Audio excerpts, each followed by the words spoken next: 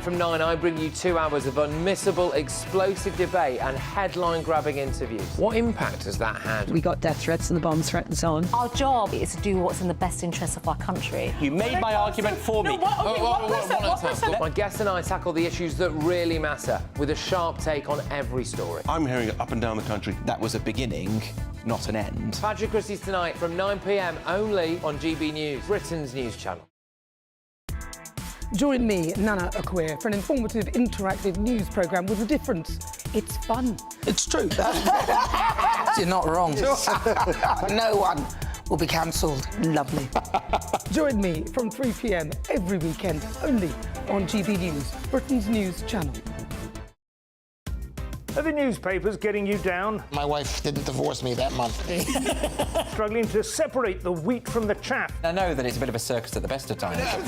Well, don't worry, Headliners has got you covered. We'll take the burden of reading the day's news, and if we get depressed, who cares? It's an occupational hazard, frankly. That's Headliners on GB News from 11 p.m. till midnight, and the following morning, 5 till 6 a.m. on GB News, the comedy channel. Nah, just kidding. Britain's news channel. If you want your news to be straight talking... This is a nightmare for the Conservatives again. Down to earth. It's not just Nottingham where this is happening, is it? And most importantly, honest. Hard-working, middle-class taxpayers, they'll get their book thrown at them. Then catch me, Martin Daubney, Monday to Friday, 3 till 6 p.m. on GB News, Britain's news channel.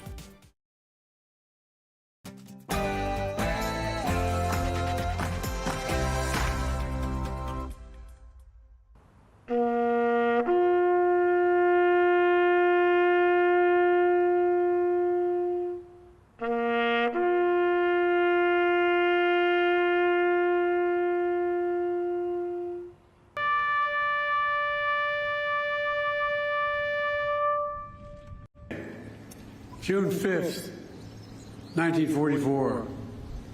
The evil of Hitler's Third Reich was devastating the world. Nazi Germany had subjugated the once free nations of Europe through brute force. How fortunate we were, and the entire free world, that a generation of men and women in the United Kingdom and other allied nations did not flinch when the moment came to face that test. Now, you were part of the landing craft and crewed a landing craft which came over in the second wave. I mean, tell us what you remember about that day. Well, I went in between an LCI and a landing craft tank. And the LCI, as they were coming down the scrambling nets, they were being mowed down. Good afternoon. This is GB News. I'm Martin Daubney, and I'm truly honoured to be here on the 80th anniversary of D-Day. Over the next 3 hours, we'll be live across the UK and in France as we pay tribute to the great men who gave their lives so we could be free. But before that, here are the news headlines with Sophia Wensler.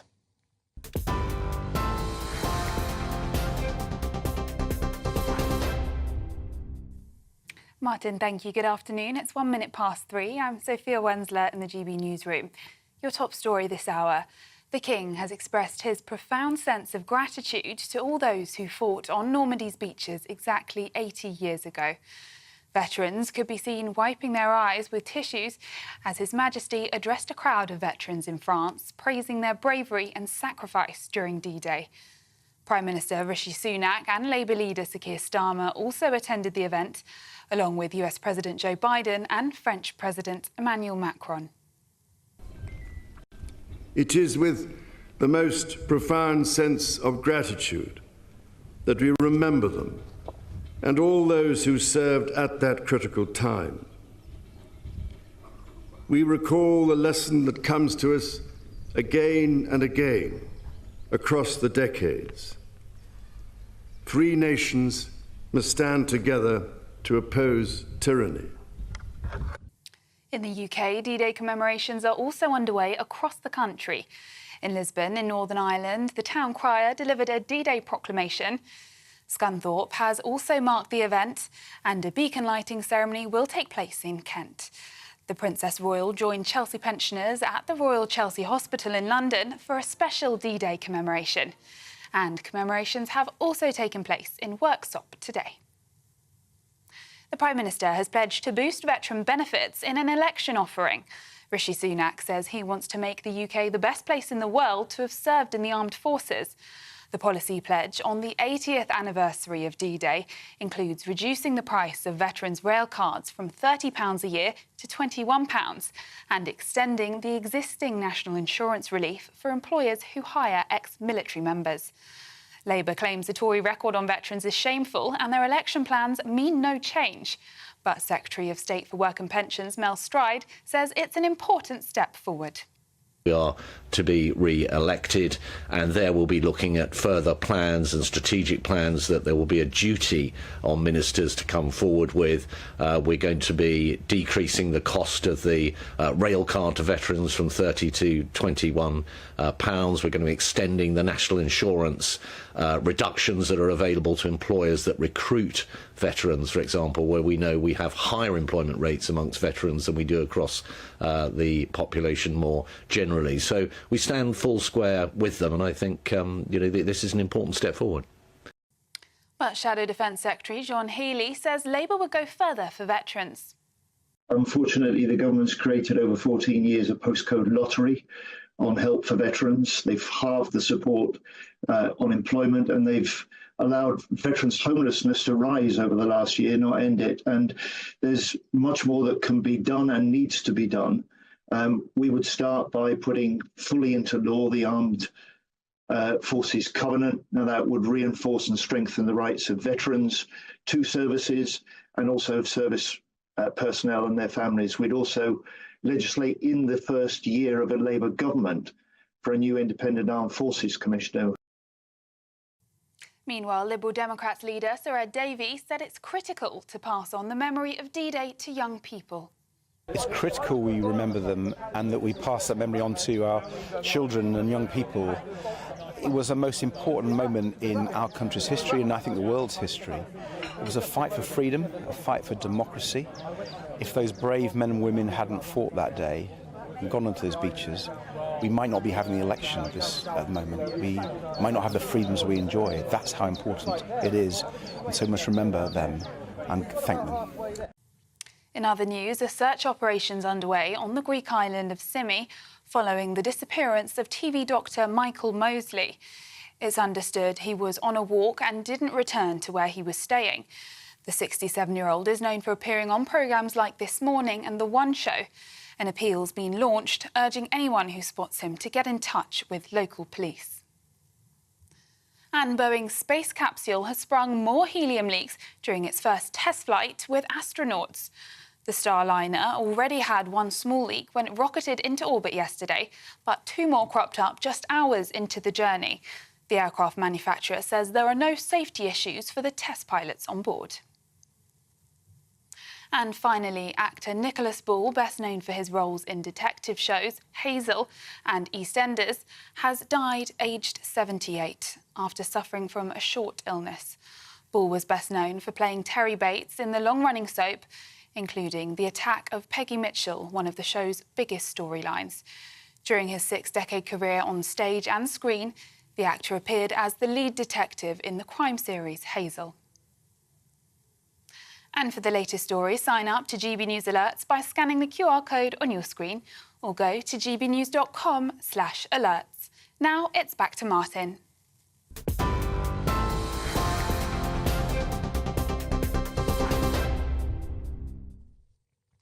A very good afternoon to you, and as you know, today is a hugely emotional and significant day. 80 years ago today, British troops, together with other members of the Allies, invaded Normandy. It's believed that more than 4,000 people, including almost 1,500 Brits, died on D-Day, June the 6th, 1944. And today we're remembering the fallen and honouring all those to whom we owe so very, very much. Well, my GB News colleague Ellie Costello is in Normandy. Ellie, welcome to the show. Just the most incredible state of affairs, the sights we've seen, it's just been astonishing. Can you talk us through the highlights of today? Well, good afternoon to you, Martin, and what a beautiful and poignant and emotional day it has been here on Gold Beach, which is so important to British tourists, British families of veterans themselves who have come to Gold Beach today. This is where 25,000 British troops stormed onto this very sand. They went inland 6 miles and defeated the Germans. It really was the most incredible feat for what was 18, 19, 20-year-old boys in some cases. And it has been a day filled with emotion. It started before dawn here at Gold Beach. We've been here since about 5 o'clock this morning. And at 6:25 it started, Martin, with a lone piper who started to play his music at precisely 6:25. That is 80 days precisely to the minute since British troops stepped on the sand here at Gold Beach. 80 years to the minute since D-Day began. And Martin, you couldn't hear a pin drop at that moment. Gold Beach was packed full of tourists from all around the globe. Generations were here on the seawall watching that piper being brought up by amphibious vehicle onto the shoreline here. And now you could just see so many people walking freely on Gold Beach, and that in itself makes you feel emotional, doesn't it, Martin? Because these are the freedoms that we all enjoy now. Look at all the waving. I mean, it's just the loveliest afternoon, and it is the story of two parts, Martin, because we are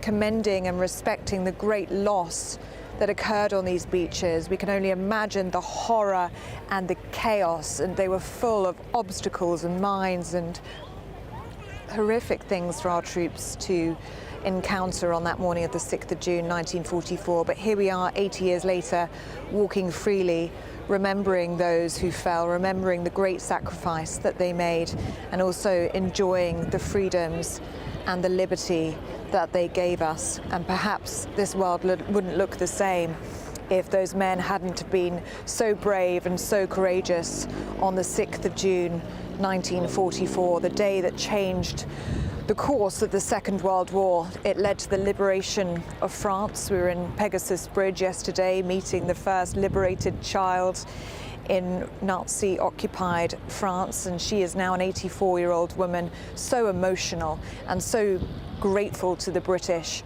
for everything that the British did in 1944, and she still hosts our veterans now for a champagne toast on the eve of D-Day every single year. And as we speak, Martin, it has just gone very quiet, but there is a veterans parade taking place, which is just so fitting that the veterans are at the centre of this parade. There are hundreds of people here to see those veterans. There is a military band playing. They are at the very centre of this ceremony right now. Their testimony is going to be shared to the crowds that are waiting here, and later on, Martin, there will be a fireworks display. So like I said, it's a day that's been of two parts. It's been a really sombre and emotional occasion, talking to veterans and hearing about the losses on these beaches, but it's also about to be a day of celebration and celebrating these veterans whilst they are still here with us. And Ellie, the King, spoke so movingly earlier on, saying very many of them never came home. They lost their lives on the D-Day landing grounds just right behind you there, Ellie, or in the many battles that followed. This is with the most profound sense of gratitude that we remember them and all those who served at that critical time. And of course, that even more poignant this time because perhaps the final large gathering, the youngest of the British veterans, of course, now being 97 years of age, Ellie. It is so poignant this year, now more than ever, Martin, as you say, the Royal British Legion acknowledging to us yesterday. This is probably the last major anniversary where we will have a significant number of veterans. Just 23 veterans able to make it from the UK to Normandy this year. That's compared to about 230 that were able to make that very same journey in 2019. So there is very much a focus across the board in all of the commemorative events that we have been at this week, that this is is the very last occasion where we can really soak up and learn from that first-hand testimony, those first-hand accounts of those veterans that were here. And it's so right that they are being applauded and revered so much by the crowds that have come from all over the world. In the past hour or so, Martin, Prince William, the Prince of Wales, actually came across the square here in Arromanches, which is just up from Gold Beach, and he spoke to some veterans that have served in Northern Ireland, in Iraq and Afghanistan. And it was quite interesting. We actually spoke to those veterans ourselves this morning, and they hold the men that stormed these beaches in so much higher regard than they do themselves. They see them as the great men that went before them, and they see it as their duty and their honour to come to Normandy every year and pay their respects to the men that served in 1944. So let's hear from them now. The names are Stephen Hall, Clarence Heal and Paul Hayward. They're from the Gloucestershire Regiment. People, the soldiers that came here, as I said 80 years ago, what they've done has changed the whole world, and not just for them, but what they sacrificed is what we've got today. And it's just, I can't even think of the words of what actually it meant and what they actually did for us lot. I think we need to carry it on for the next generation, so people, it's all about the veterans. It's not about us today, it's about the veterans and the sacrifice they made so we could all live free, and that's why we're, as part of the regiment, representing. We need to remember, and the next generation needs to remember and carry it on, because we can't do it for the rest. We'll do it for the rest of our lives, but they need to carry it on. And in 100 years, when the 100 years celebration comes on, they want to be here celebrating this, for as much as it is for us to be here. Well, thank you to those veterans from the Gloucestershire Regiment for speaking to me a little bit earlier, and they then went on to meet the Prince of Wales, which I'm sure they were very honoured to do so, and Prince William spent so long with them, hearing their testimony from Iraq, Afghanistan and also from Northern Ireland. It is so clear how passionately the royal family feel about this, and what a special connection the royal family has with our armed forces as well. That was very, very much clear today. But at the centre of this, Martin, we have to remember the 22,442 brave men and boys who, under British command, died on D-Day or in the days that followed in the Battle of Normandy. They are at the centre of this, and they are who we commend and respect today.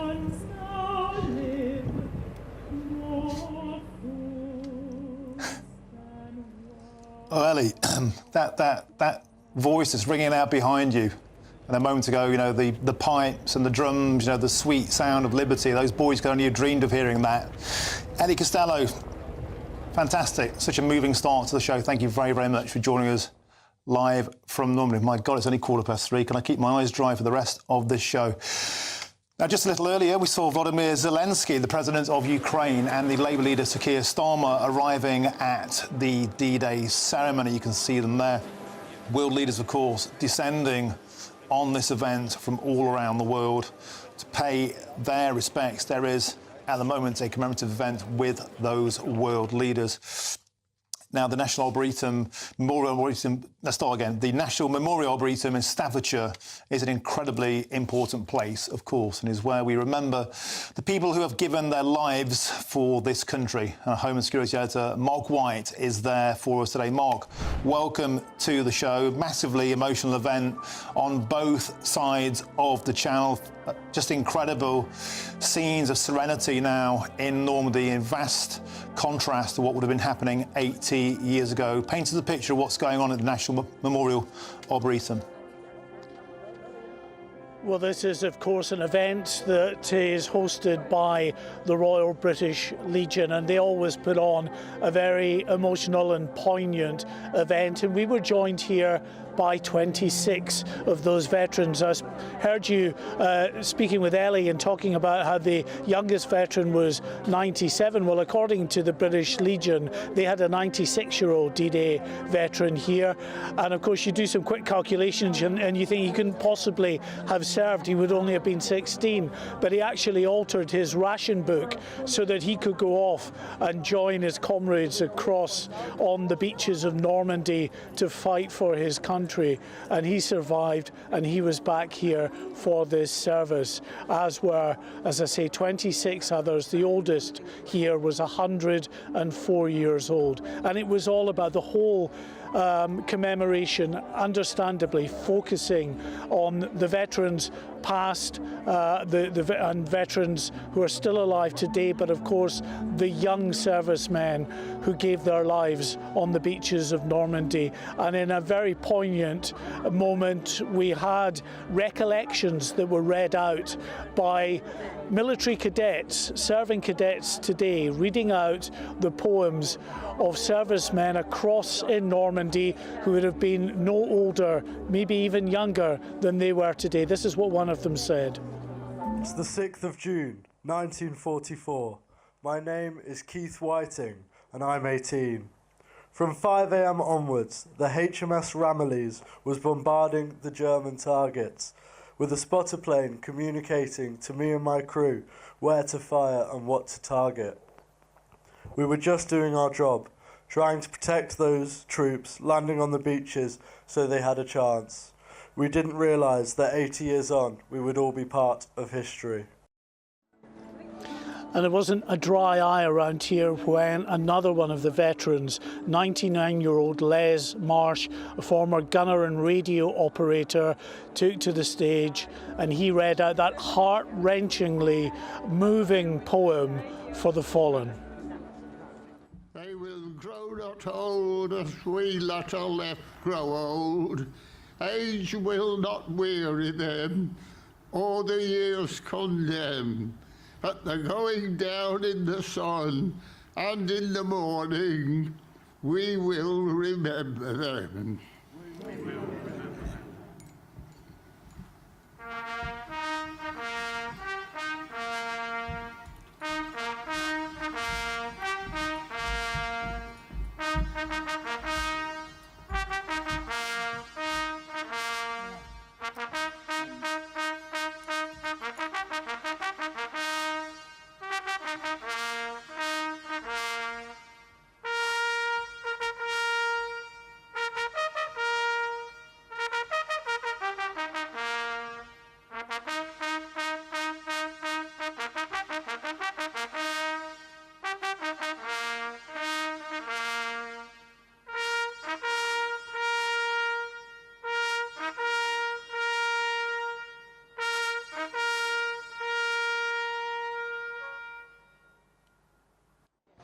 And those words from Les Marsh were so absolutely fitting. The very eldest of gentlemen up there on stage talking about how they shall not grow old as we grow old. It really was so very moving. Amazing stuff. Mark White at the National Memorial Arboretum, that band of brothers, unbowed by history and unbowed by age. Thank you so much for sharing that with us. OK, we'll have lots more on D-Day in a few minutes' time and, of course, throughout the rest of today's special show. And there's plenty of coverage on our website, gbnews.com, and you've helped to make it the fastest-growing national news website in the country. Now a change of gear because it's officially summer and we've got a brand new summer giveaway, and there's £15,000 in tax-free cash to make summer spectacular, a brand new iPhone, AirPods and £500 tax-free to spend at the UK attraction of your choice. And here's all the details that you need to enter.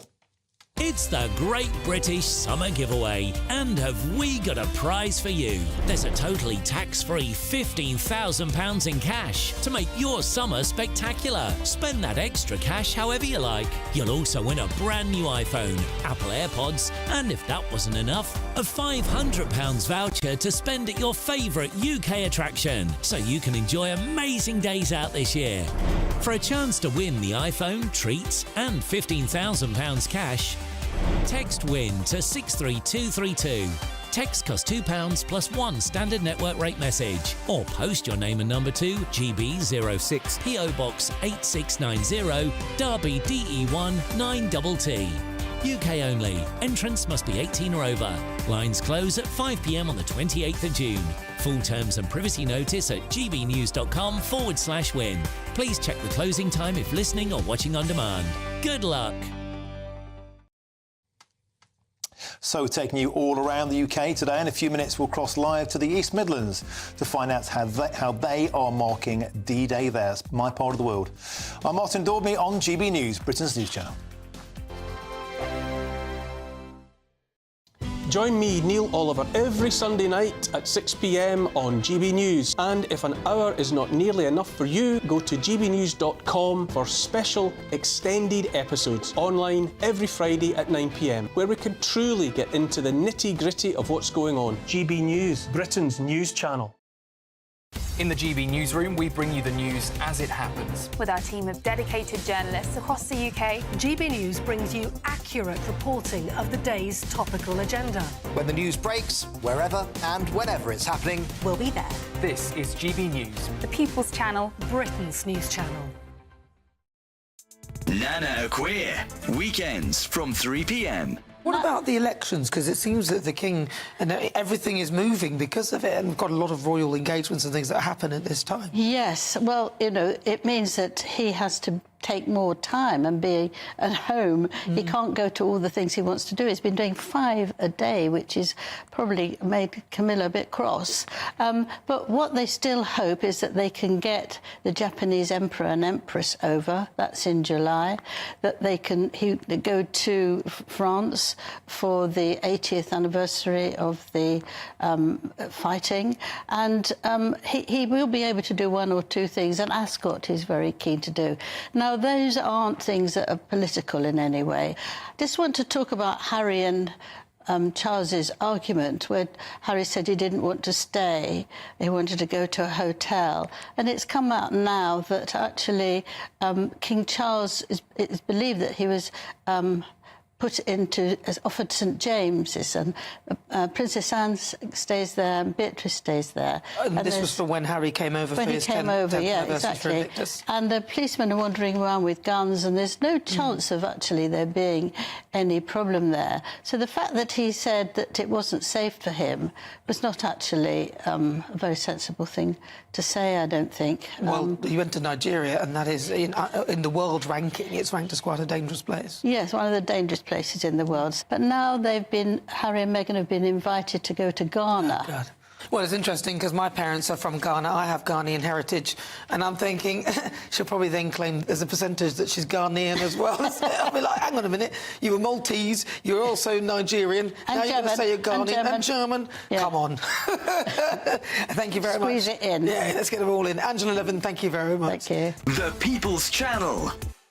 We're proud to be GB News, the People's Channel. And as you know, we always love to hear your views. Now, there's a new way of getting in touch with us at gbnews.com/your-say. By commenting, you can be part of a live conversation and join our GB News community. You can even talk to me, Bev Turner, or any of the members of the GB News family.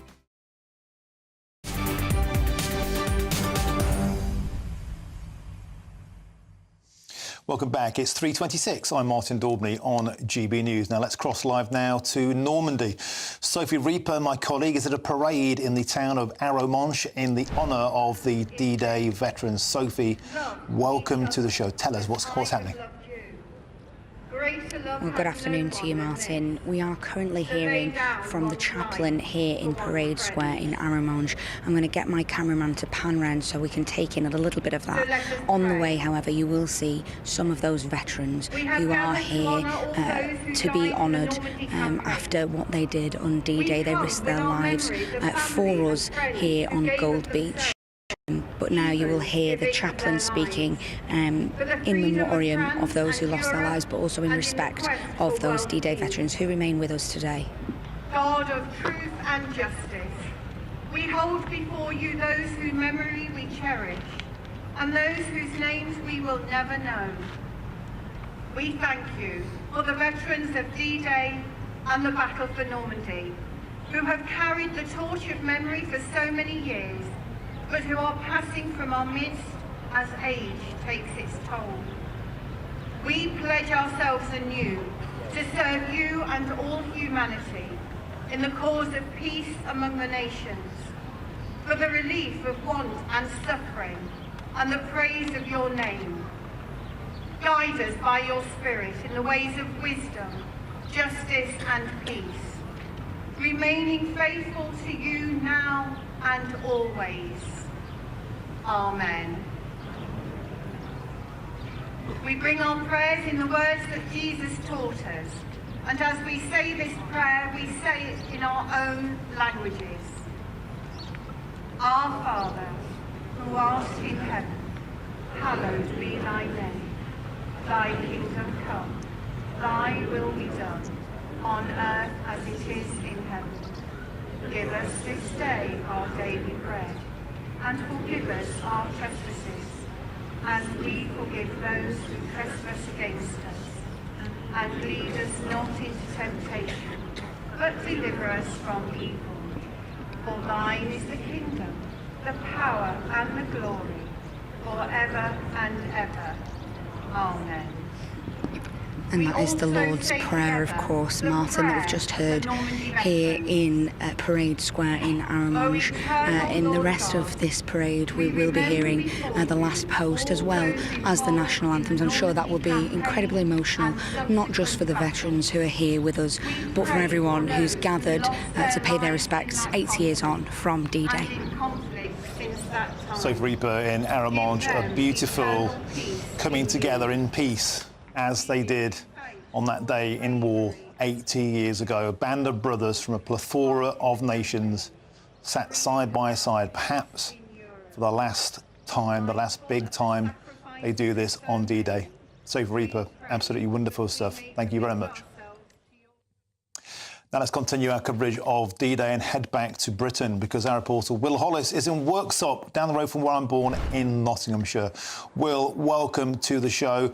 I know that part of the world, my home turf, very, very much respects and honours and pays homage to veterans. Tell us what's happening today. Yes, good afternoon. Well, the national focus is across the Channel in Normandy and here in England as well at the National Arboretum. But it is in towns and villages, smaller parts of the country, where people have been gathering to remember the men who went away to fight, many of them dying on those beaches, and never had a chance to come home and experience peacetime in places like Worksop here in Bassetlaw, Nottinghamshire. Now, a lot of these events have been quite similar. There's been the last post, there's been pipers honouring the story of Bill Millin, who marched up and down Sword Beach for 20 minutes, rousing the troops, unarmed except for his bagpipe instrument, playing the tune Highland Laddie. We've heard bagpipes here today, but we've also been hearing the reasons why it is so important, particularly in these parts of the world where there might not be any veterans left to join the commemorations, that people gather in gardens like the Memorial Garden here in Worksop and remember. And I've been speaking to the Lord Lieutenant of Nottinghamshire, the King's representative here in the county, Veronica Pickering, about why she thinks it's so important that we do remember. This is where most of those young men and women came from. And the small towns and villages across the UK represented all of us. It wasn't one army from a small place or one large town and one large city. These small towns, and in fact most of the working people in these small towns, are the ones who went over to Normandy, are the ones who fought in the First and Second World Wars. This is where our history sits, this is where our history belongs, and it should be shared. Yes, well, as fewer veterans come to these sorts of events, having young people gather at gardens like this will be so important to telling that D-Day story in the future. Well, Hollis, thank you so much for joining us live from Worksop. Beautifully put. Thank you very much. Now, we'll, of course, have much more on the D-Day commemorations. And in a few minutes, our political editor, Chris Hope, will talk us through the latest on the election campaign as a shock poll shows the Reform Party could be overtaking the Tories in the Midlands and the north of England. But first, it's time for your latest news headlines with Sophia Wensler.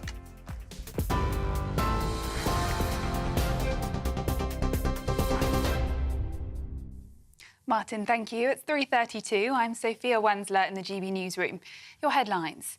As we've been hearing, the King has expressed his profound sense of gratitude to those who fought in the D-Day invasion as he addressed veterans during the 80th anniversary commemorations in Normandy. Veterans could be seen wiping their eyes with tissue as Charles made his address at the national commemorative event in France. They were joined by Prime Minister Rishi Sunak, Labour leader Sir Keir Starmer and French President Emmanuel Macron.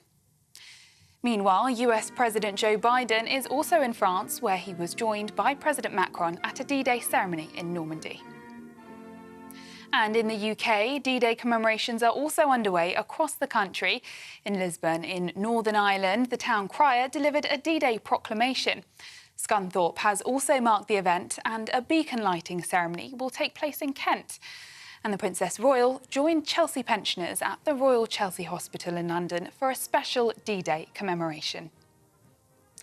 In other news, more than 100 people are being treated in hospital after an E. coli outbreak. It's being linked to a nationally distributed food item, but no further details have been released at this stage about what the food item is. The UK Health Security Agency says testing indicates that most of the 113 cases reported in the UK are part of a single outbreak. And a search operation's underway on the Greek island of Symi following the disappearance of TV doctor Michael Mosley. It's understood he was on a walk and didn't return to where he was staying. The 67-year-old is known for appearing on programmes like This Morning and The One Show. An appeal's been launched urging anyone who spots him to get in touch with local police. And for the latest story, sign up to GB News Alerts by scanning the QR code on your screen or go to gbnews.com/alerts.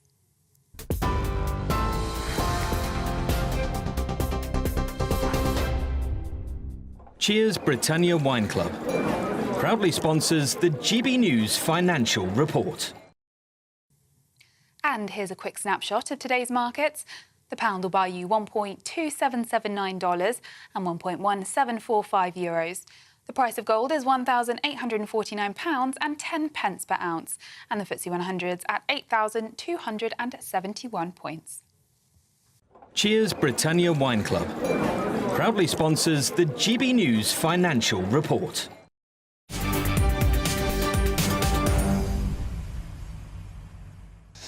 And a heartfelt thank you very much to everyone who's already got in touch with your comments about D-Day. I'll read out as many as I can before 6 o'clock. Please keep them coming in if you want to get in touch.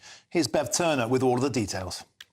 We are proud to be GB News, the People's Channel. And as you know, we always love to hear your views. Now, there's a new way of getting in touch with us at gbnews.com/your say. By commenting, you can be part of a live conversation and join our GB News community. You can even talk to me, Bev Turner, or any of the members of the GB News family. Simply go to gbnews.com/your say.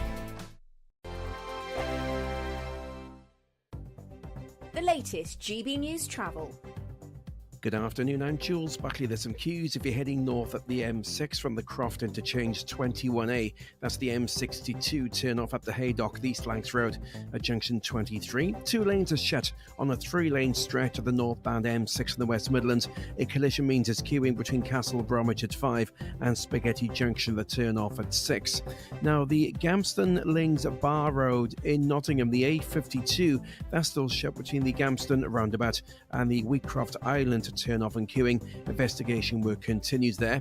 And on the southbound side of the M1 in Bedfordshire this afternoon, there's a breakdown. That means 2 lanes are blocked. It's round about the turn off for Dunstable South and Luton. That is junction 11 on towards the A505. That is causing queues on the approaches. And for now, that's the latest. You can stay up to date throughout the day by visiting our website, gbnews.com. This is GB News. Britain's news channel. D-Day was shrouded in secrecy.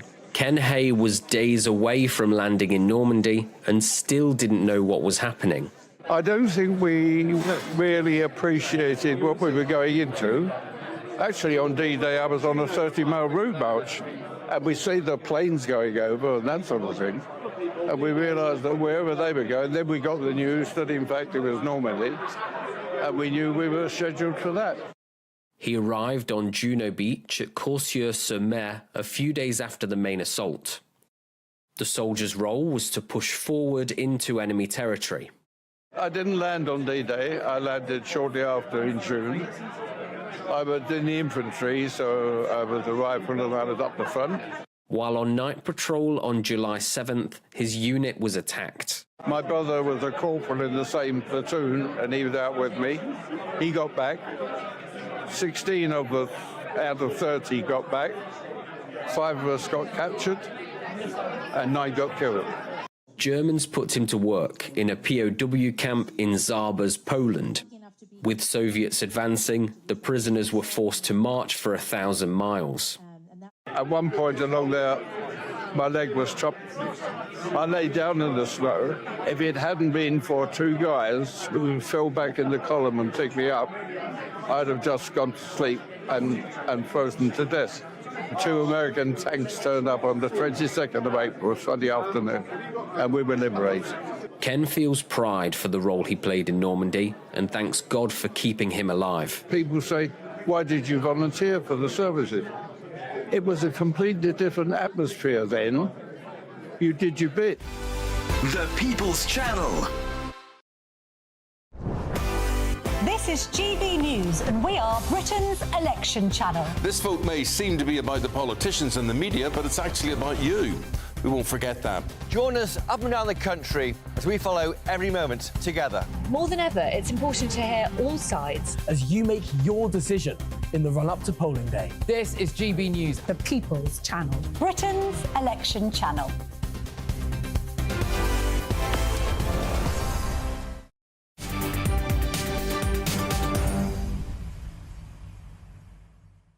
Welcome back. It's 3:39. I'm Martin Daubney and this is GB News. Now, at 4 o'clock, I'll have much more on the events taking place around the UK and, of course, in France to mark the 80th anniversary of D-Day. But before that, let's get the latest on the general election and to a poll conducted after Nigel Farage said that he was going to stand for Parliament. And the YouGov poll for Sky News has Reform UK just 2 points behind the Conservative. It has the Tories on 19% and Reform just behind, nibbling at their heels on 17%. Now, the Labour Party are well clear, of course. They still have a 21-point lead over the Conservatives. And I'm joined now in our studio in Westminster by our political editor, Chris Hope. Chris, we were waiting for the first poll to drop after Nigel Farage made his announcement. Now it's come. Tell us more. Interesting, isn't it? So Monday and Tuesday carried out after and over and after the announcement made by Nigel Farage. Big bump, two points bump. So Reform on 17 points, Tories 19 points, Labour 40 points. It's a YouGov poll. We're approaching a big word that could happen this weekend on these trends, crossover. Yes. What that means, Martin, you know jolly well, we discussed it before in your show.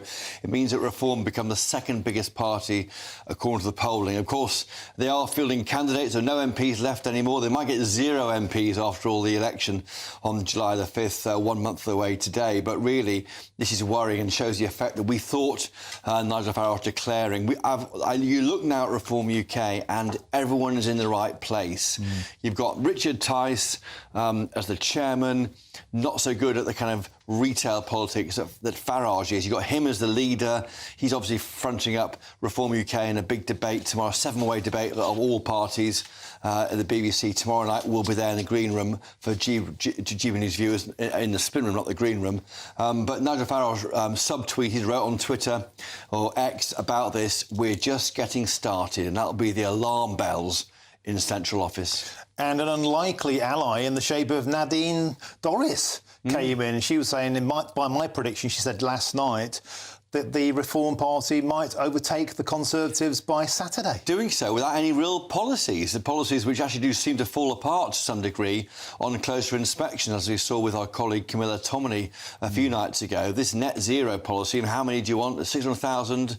Nigel Farage, is it one in, one out? And how on earth do you make that work? And how can health bodies plan for any kind of workforce if it's one in, one out? I mean, it's not explained. I think we are waiting to see a manifesto from this party. We may not even get one because, of course, they're not like other parties. We'll wait and see a manifesto, I think, from all of the parties. Well, probably next week. It'd be quite nice to see them. Show us your medals. Next week should be show us your medals given today. Why not? Yeah. It should be next week, we think, manifesto week. OK, let's quickly move on. There's been a row raging since that ITV debate about tax. First, it was a £2,000 extra under Sir Keir Starmer's Labour Party. Now, pensioners. The Tories think onto something here. They are trying to drive forward. They're trying to do various locks on tax increases. You're hearing from Jeremy Hunt. They won't increase taxes on capital gains tax, stamp duty, council tax bans. They think those are the spaces where Labour are looking. So the Tories are trying to force Labour to make commitments which haven't happened yet. Labour, from its point of view, is accusing the Tories of failing pensioners. They're saying that over 65s who pay income tax has nearly doubled 8.5 million pensioners in the 14 years of them being in power. So while there may be a pensioner lock or a retirement tax, as the Tories call it, that Labour might try and push through, in truth, they're all at it. Superb stuff, Chris Oban. We'll have much more from you later in the show. Always a pleasure to have you in the studio. Now, we will, of course, have lots more on D-Day between now and 6 o'clock. But in a few minutes, we'll head to Wales, where First Minister Vaughan Gething is fighting for his political life. I'm Martin Daubney on GB News, Britain's news channel.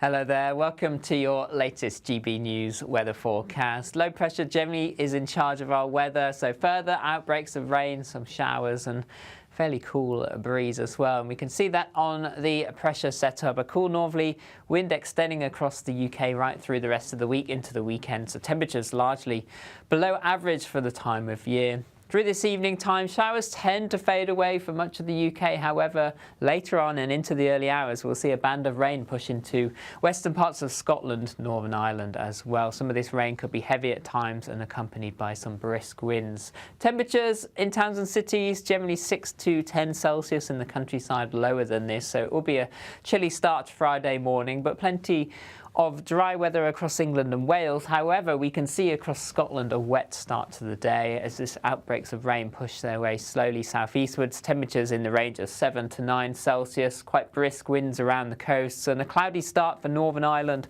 parts of northern England too, as this rain band slowly pushes its way southwards. Bright start across England and Wales, however, showers in the west, and these slowly start to push their way eastwards, some of them turning heavy as we go through the day. And the area of rain across the north just slowly pushes its way southwards, but turns into an area of showers by the afternoon, blustery showers following on behind. Quite a brisk northwesterly breeze here, so just taking the edge off the temperatures. In the best of the sheltered spots in the south, with lighter winds, highs approaching 20 Celsius, but a lot of cloud around, and then the winds in the north will make it feel quite chilly, 13 to 16 degrees here. As we head through Friday evening, further showery outbreaks of rain piling into northern and western parts of Scotland. Generally dry and clear and chilly elsewhere. And then into the weekend, it remains cool, unsettled, sunny spells and showers for most of us. See you again soon. This is GB News, and we are Britain's election channel. This vote may seem to be about the politicians and the media, but it's actually about you. We won't forget that. Join us up and down the country as we follow every moment together. More than ever, it's important to hear all sides as you make your decision in the run-up to polling day. This is GB News, the People's Channel. Britain's election channel.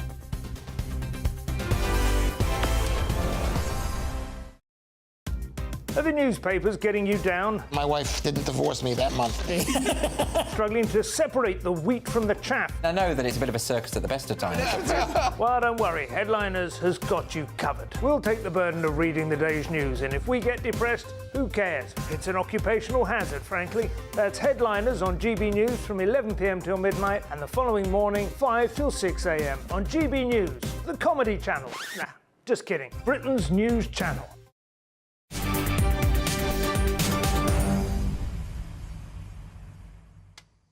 Welcome back. It's 3:47. I'm Martin Daubney and this is GB News. Now, the First Minister of Wales, Vaughan Gething, has been in Normandy today to honour the Welsh soldiers who lost their lives on D-Day. But less than 24 hours ago, though, he lost a vote of no confidence in the Senedd. And our political correspondent, Catherine Forster, is in Cardiff. Catherine, welcome to the show. 78 days ago, I was here talking to you on GB News about Vaughan Gething becoming Welsh First Minister. How times have changed. Yesterday, he lost a confidence vote in the Senedd, and his position is now very, very perilous. Now, it all centres round a £200,000 donation to his campaign, which he accepted from a firm linked to a man who has twice been convicted of dumping waste. That led to a lot of questions, unhappiness right across all the opposition parties and indeed within the Welsh Labour Party itself. And so he lost this vote just by 2 yesterday, but 2 Labour MSs were off sick, and I think worth noting that one of them was a minister that he had recently sacked. Another had been a very, very vocal critic of him. So make of that what you will. Now, despite losing this confidence vote and calls for him to resign, he says that he is going nowhere. He says that he hasn't broken any rules, and that's what Sir Keir Starmer told me last week too. But the Welsh Conservatives who brought this motion forward, they are saying that it's about judgment, transparency and honesty, and that it shows bad judgment. There's also other questions about deleted COVID message during the pandemic, which he was health minister at the time. So an extraordinary term of events. We're listening to, used to hearing about chaos in Westminster, and then look what's happened up in Scotland with the SNP, Humza Yousaf, lasting only just over a year. We don't know yet whether Vaughan Gething will hang on or not, but talking to some people in Cardiff earlier, let's see what they had to say. But the person he's taken the donation off is not a very respectable person. So, you know, you can't sort of call out other parties and ask them to resign and then not do the decent thing again. But that's Labour all over, isn't it? Probably be the decent thing to do. He's failed a vote of no confidence, so his own people don't want him. So he hasn't been in very long, has he? Well, it doesn't really matter. Look at the British Prime Ministers. Somebody lasted a lettuce, was it? The life of a lettuce or something? So it don't really matter, the term. The term doesn't really matter. It's whether you can do the job or not, I believe. So very little love there for the Welsh First Minister. I think it's incredibly difficult, the position he is now in. Of course, all this is deeply unhelpful for Sir Keir Starmer in the middle of the general election campaign. Thank you, Catherine. Now, they've given him the Vaughan ultimatum. Will it be a case of I'm getting out of here? Now, let's bring you more now on D-Day. We've got some live pictures I think we can show you now from Normandy. The International Parade is currently going on. I'm delighted to say I'm now joined in the studio by the military historian Chris Newton, who will be with me throughout the rest of the show. Chris, welcome to the show. Delight to have you. Hugely moving and significant moments across the UK, across France, and a lot of people will be understanding of D-Day, of course. A lot will be not so certain. The younger generation, perhaps. Chris, as a military historian, what first moved you to become so interested in D-Day? Good afternoon. The first thing I should say is that you are doing some excellent coverage all throughout the 2 days. Very kind. And very moving coverage. Your reporters are excellent. So I just want to get that in to start with. Thank you very much. But in terms of what got me interested in D-Day, it was during the 50th anniversary.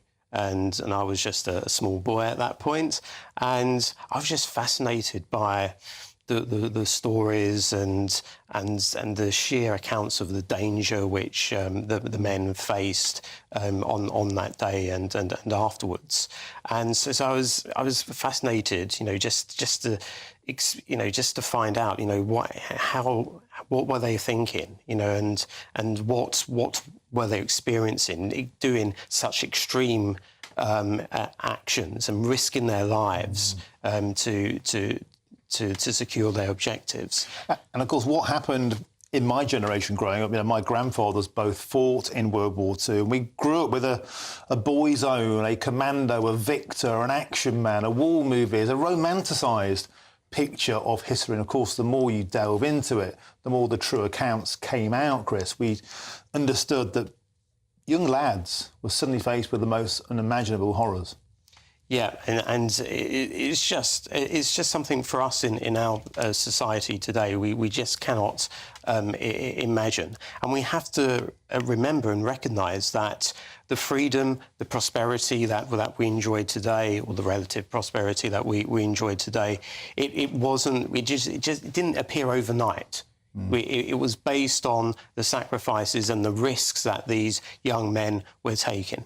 OK, and actually we can cross live now to Omaha Beach, where the Prince of Wales and Keir Starmer drew more than 25 heads of state and veterans from around the world at the official international ceremony.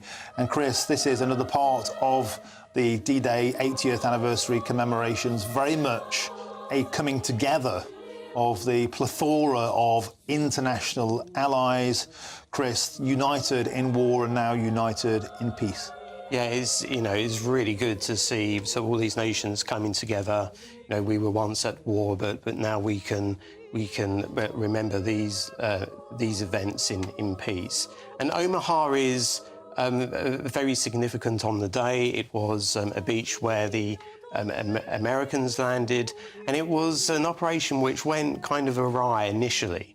The naval and the air bombardments didn't really achieve what they set out to do in terms of weakening the German defences, and the troops were released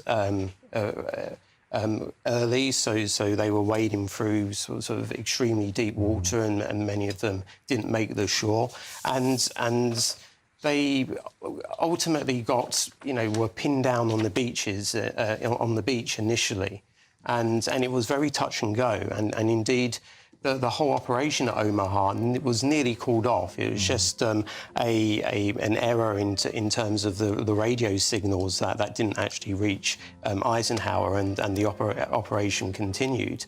But the Americans did eventually manage to get ashore and to make progress on that day.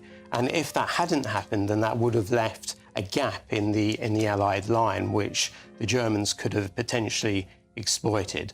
So it's very thankful that even though things went wrong, that ultimately the operation was successful, and they were able to secure a lodgement on the beach on the day. And that brutal, bloody, heroic landing on Omaha Beach is one that has been greatly covered in movies. Of course, Band of Brothers, in fact, they played the tune there earlier on, and Steven Spielberg and Tom Hanks are at Omaha Beach, remembering that there was a Red Arrows fly past earlier on. 9 of them flew past. Apparently it was during the American ceremony, and it temporarily interrupted the speeches there. But of course, there are so many live events going on at any one time, and almost like 3D chess, Dr. Chris Newton, that these things happen. But wonderful, wonderful scenes, and particularly, I'm struck when I go around the world, and my sister married into the US forces. Like I say, my grandparents fought in this. That common bond, that special relationship, we talk about that a lot, but truly, this was the beginning of something truly, truly special between America and the UK, right here on this beach. Yeah, and it was Americans, British, and Canadians as well. And yes, the British and the Americans, really did kind of forge their relationships. This happened, beforehand as well. It has to be said that it wasn't always kind of plain sailing, the relationship. The British and the Americans had a disagreement over strategy between 1942 and 1944. The Americans actually wanted to conduct this operation much earlier in 1942. The British said, no, we need to wait, we need to prepare properly, we need to weaken the Axis forces in the Mediterranean and North Africa, Sicily and Italy. And so in 1942 and 1943, the British were able to convince the Americans that let's not do this yet, let's wait, let's prepare for this. And ultimately we ended up with this operation in 1944. But this was a very well-coordinated operation between the British and the Americans. And we saw the French President Emmanuel Macron there sat with the American President Joe Biden. Earlier on, Emmanuel Macron, I think a very special moment. He awarded France's highest distinction to a 104-year-old British D-Day veteran. That was Christian Lamb, who helped to plan the D-Day landings in Normandy. That's Legion d'Honneur, of course, established by Napoleon Bonaparte in 1802. So 80 years later, an astonishing sight. These commemorations, Chris, still being given out. I thought it was a wonderful moment. Yeah, I mean, again, a very moving moment. It's been an incredibly moving 2 days. And, it's very important that we get the perspective of these veterans.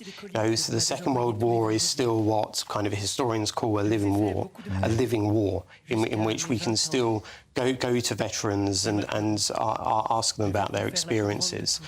Unfortunately, that won't be the case, at some point, hopefully not for a very long time.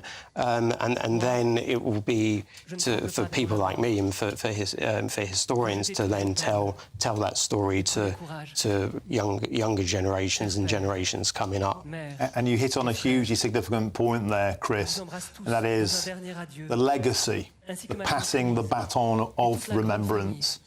We did a report on GB News, and there's such a shockingly low level of awareness, particularly among younger people, around D-Day, its significance, even what it stands for. And yet we saw on those big screens there, behind those veterans, now bowed by time, but not bowed in their magnificence, pictures of the Nazis walking under the Arc de Triomphe. This is only a heartbeat away in terms of human time. We saw people there crying, mothers, children, locals crying as the Nazis took France. And of course, this day, D-Day, was the time when that page began to turn. Yeah. And this, in terms of the significance of D-Day, this kind of represented, to the Germans that there was absolutely no way they were going to turn things around and going to win this war. This was, yes, the Germans were being beaten on the Eastern Front, and there were operations in North Africa and Italy, but this also signalled the beginning of the end. There's a beautiful children's choir singing now. Let's take a little listen.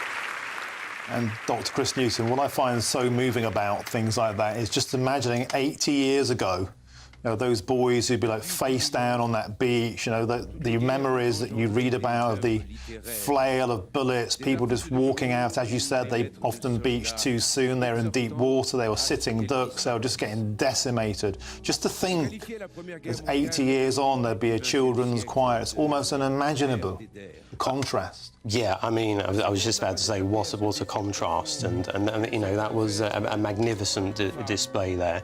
The serenity, the peacefulness of that performance there, and as you're right, contrast that to the bitter struggle, the fighting that took place, the bombardment, the naval bombardments, the air bombardments as well. And, you know, the bitter fighting, the chaos, the fog of war. As I mentioned earlier, you know, in Omaha Beach, there was, you know, there was chaos, and people didn't know whether the Americans would be successful at Omaha. And then contrast it to now, and you can hear the piano in the background, and it's, you know, as we've mentioned earlier, extremely moving scenes, extremely moving music, and let's hope, you know, this is the symbol of the future as opposed to the scenes of the past, or indeed what's going on in places like Ukraine.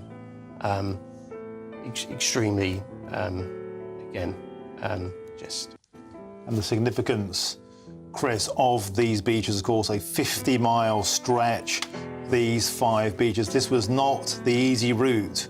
It would have been far easier to go on one of the peninsulas, but that, of course, strategically may have been pinched off, may have been cut off. And, of course, that was very much expected. But this, as you can see by some of those aerial shots there, a huge open expanse, nowhere to hide, nowhere to take cover, literally walking into death. Yeah, amphibious warfare is one of the most complex operations that you can conduct. There's a limit to how much fire support that you can have. We have an English speaker here, I think. Can we have a listen in to see what this gentleman is saying? If the plan could have been worked out with the wholehearted support of all the nations, then there never would have been a World War II, as we call it. And just think how wonderful that would have been. And no other wars either.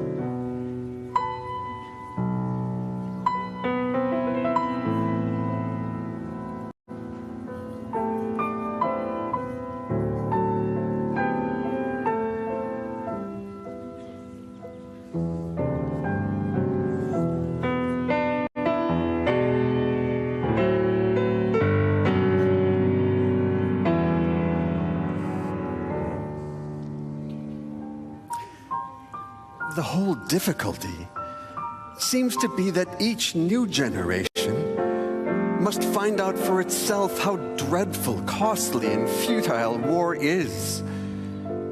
Instead of being able to profit by the knowledge gained by other generations who have also found out the truth to their great sorrow. This has been the Second World War in my lifetime, and I know those who fought in World War I hoped never to see another. I know also that those of us who are fighting in this one hope never to see another. But it may be that there are too many people of all nations who do not actually live, fight, and witness actual combat, and for that reason do not know it in all its horrors. Hugely emotional there. That was a performer reading out a letter. There's a giant screen there of a US serviceman. That was clearly a letter he'd written back to his family, his sweetheart, and he was talking about the unimaginable horrors of the Second War he'd seen in his lifetime there, Dr. Chris Newton. And looking on there, we saw President Macron and his wife. We saw Joe Biden, the American president, Justin Trudeau, Prime Minister of Canada, and Prince William also on the end. So who'd have thought that letter sent back from the terror of war 80 years ago would now be read out to a world stage? Astonishing, Chris. Yeah, I mean, it's, really kind of moving and astonishing as well. And the words that he said as well is, what he said about kind of, is always a repeat of history that each generation has to find out for themselves, that, how horrible, how ghastly war is. Sorry. No, please carry on. So it's, and unfortunately, it's a phenomenon that we still have to experience to this day. And one of the things that I believe that kind of underpins, as to why we've enjoyed peace in our generations is that, we had understood that deterrence is important. And we can see some parachutists landing in now, gently landing to earth. Of course, we saw at 1 p.m. yesterday a talismanic drop of parachutists. So of course, as you said, Dr. Chris Newton, this was an invasion not only by land but by sea and from air. Yeah. So in addition to the 5 beach landings, you also had airborne landings on the flanks and glider landings as well, and the objective of these was to secure the flanks and ensure that the Germans didn't disrupt Allied progress on the flanks. You also had, as you mentioned, a big naval bombardment as well, preliminary bombardment that preceded the actual landings, and those were ultimately to destroy the German defences, and in particular the concrete bunkers and the big guns that were on the Normandy beaches, and also by air as well. You had, in the days and weeks preceding the operation, you had Allied bombers performing interdiction operations, bombing communications, bombing railway lines, and the aim of that is to prevent German reinforcements from reaching the battle area as well. So it's important that this is a multi-dimensional operation. It's an operation that is carried out from the sea. And Britain's maritime history as well is extremely important. And in order for this operation to succeed, you needed both command of the English Channel and also air superiority as well. Without those, then this operation would be pretty much impossible. Of course, the US Airborne Division, massively significant in this. They were dropping behind enemy lines, and they were taking towns from the rear. And of course, Saint-Mère-Église is one of the ones we know most about. I've been to that town myself, an incredible place. Until very recently, the mayor of that town was a US serviceman who'd helped to liberate that town shortly after D-Day. He married a local lass, and he stayed there. The original US flag that was first put up over that church when they ripped down the Nazi flag was still on that church wall, charred with bullet holes, a genuine piece of history. And when you see those US servicemen now, Dr. Chris Newton, staring up at those parachutists in the air, you can only wonder what memories come flitting back to them. And that's kind of one of the attractions of what these commemorations had for me when I was watching this 30 years ago and the 50th anniversary. I was attracted to the stories, the individual stories of D-Day and stories like that. and also my granddad didn't fight at Normandy, but he fought in the war, and his stories as well, kind of, you know, I was fascinated by and inspired as well. OK, so we need to quickly move on now. We'll have plenty more from Dr. Chris Newton throughout the rest of the show. Now, today is an emotional and hugely significant day, of course. And 8 years ago today, British troops, together with other members of the Allies, invaded Normandy. It's believed that more than 4,000 people, including almost 1,500 Brits, died on D-Day, June the 6th, 1944. Today, we are remembering the fallen and honouring all those to whom we owe so much. And our Homeland Security editor, Mark White, is at the National Memorial Arboretum. Mark, we just saw astonishing pictures there from Omaha Beach in Normandy. What's the latest from the National Memorial Arboretum? Well, the service here was incredibly emotional, as you would expect. I've been through a couple of them now this week, and the Royal British Legion, of course, organised this particular event at the Royal Memorial Arboretum, and it was an incredible spectacle, it has to be said. To tell us a bit more about that, we can speak to one of the organisers, Mr. Metcalf. Thank you for speaking to us. Just tell us, if you would, how did it go? Oh, we are so pleased it went so well. I mean, of course, we put at the heart of today's event the 26 veterans that we had here today from the D-Day and the Normandy landings. The youngest one was, you know, approaching 97, sorry. The oldest one, 104. And it was really important we placed their stories at the heart of it, and their personal testimonies and the films that they made. You know, there wasn't a dry eye in the house. It's so important that we listen to their experiences 80 years ago on those beaches.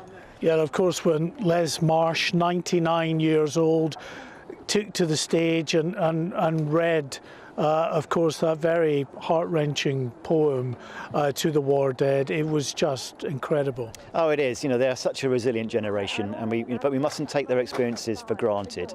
When they landed on those beaches and they liberated Western Europe, you know, from the Nazis, they produced the freedom and the liberty that we take so for granted today. So it's really important that we treasure that and we make sure we pass that torch on to the next generation. And I think really, as part of that thinking, we saw here today school children reading out those thoughts, those poems as well. Yeah, of course, and we had you know, cadets who were 17, 18 themselves, reading experiences from guys who hit the beaches the same ages as them, and you look at them and think, they look so young, but that's what those guys were, you know, 80 years ago, 16, 17, 18 and upwards. And you know, what they went through and what they achieved is absolutely amazing, and we must make sure that we educate the next generation on their service and their sacrifice. We thought on the 75th anniversary it would be the last hurrah really for these veterans, but they show such resilience and determination, and it's because, of course, it's not that they want the attention, they want the attention to be on those who fell back in 1944. Yeah, I mean, they are such a humble generation, and it's often, you know, until they approach later in age, they start talking about their experiences. But of course, we all know that, you know, this is probably the last chance we'll ever get a big group together here in the UK and in Normandy. But we'll still look to commemorate D-Day and other commemorations every single year, and to make sure their stories is passed on. Well, thank you very much indeed for speaking to us. We know that you always do a tremendous job here, and it really is, I think, an event that will have done these veterans proud and their families as well. And the thousands of others who came along here who weren't necessarily part of the thousands who were invited guests here, but just wanted to be part of this very special ceremony. Mark White's beautiful message, passing the baton of remembrance to the next generation. Thank you very much for joining us. And let's cross live now to Normandy, where Sophie Reaper is in the town of Arromanches, where there has been a parade in honour of the D-Day veterans. I can hear those pipes majestically blaring out behind you there, Sophie Reaper. What's the latest? Well, Martin, the music you're hearing behind me right now is the fabulous piping of the Somme Battlefield Pipe Band. They've been playing a few songs now just to round off this parade, this service in memory and in commemoration of those veterans. Now, there were some British veterans present here. They were sat along the sides. They have now all gone, but it was absolutely fabulous to see them here. In fact, once the commemoration had finished, I think we can show you the crowds, how many people have gathered here to see those veterans and to pay their respects.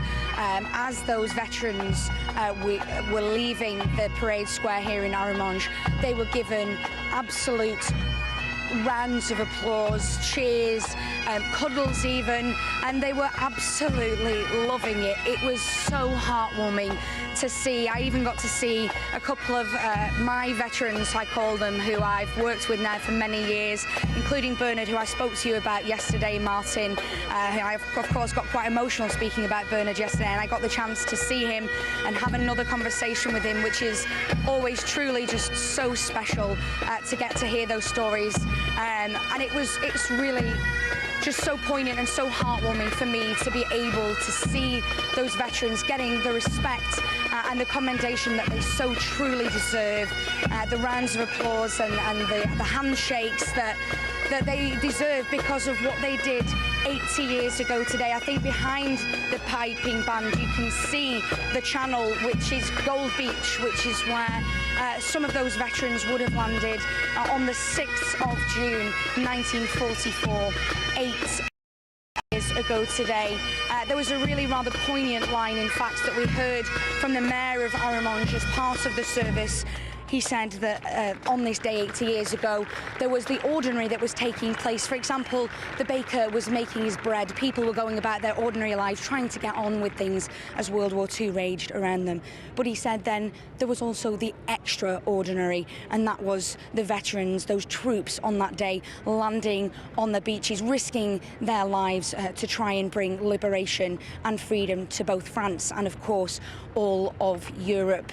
Incredibly moving scenes. We heard the last post, we heard the national anthems, and in fact I think my favourite moment from it was when we saw the veterans stand, those who could stand of course.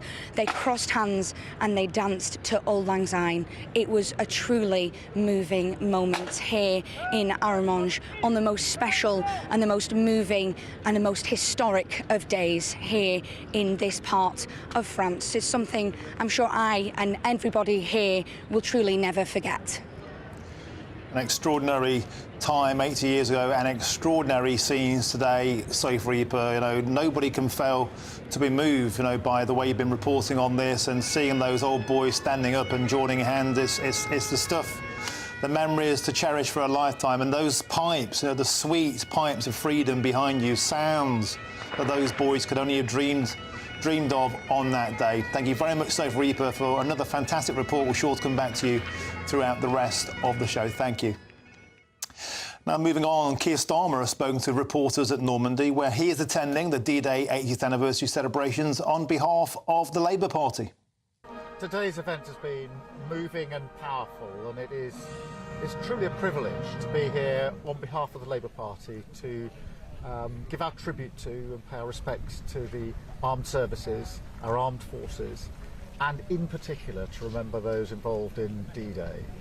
We've got veterans here, and so it was incredible to hear from them and to be able to thank them and to say to them that we will never forget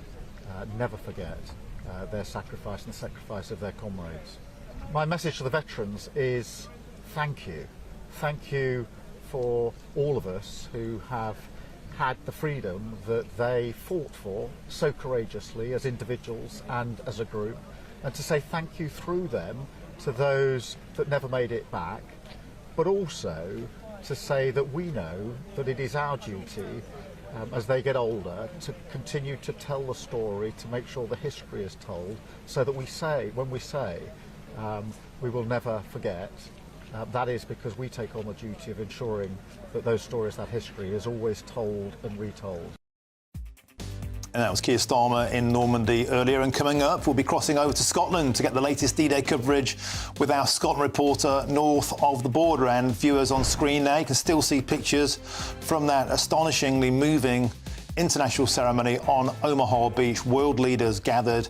Joe Biden, see Prince William there. Also, Justin Trudeau, the Prime Minister of Canada, and of course President Emmanuel Macron and his wife. Choral music, children singing, incredibly different scenes to what would have been there 80 years ago. Astonishing stuff. Please stay with us. I'm Martin Daubney on GB News, Britain's news channel.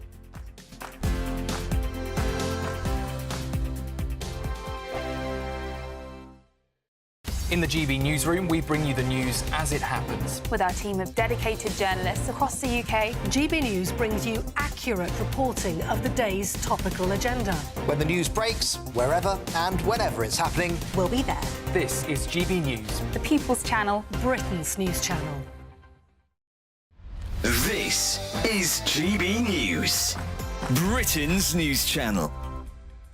Today we've got two fantastic individuals who have invented a teddy bear to help children who are suffering with mental health. Yes, so Lynn and Samantha Crilly came up with the idea for the Trouble Muncher toy following Samantha's own battle with an eating disorder and OCD. Yes, the teddy comes with a notepad and encourages its owners to write down what's troubling them, and then they can pop the note into the rucksack on the bear's back. I struggled with mental health most of my life, actually, and oh no, it's fine.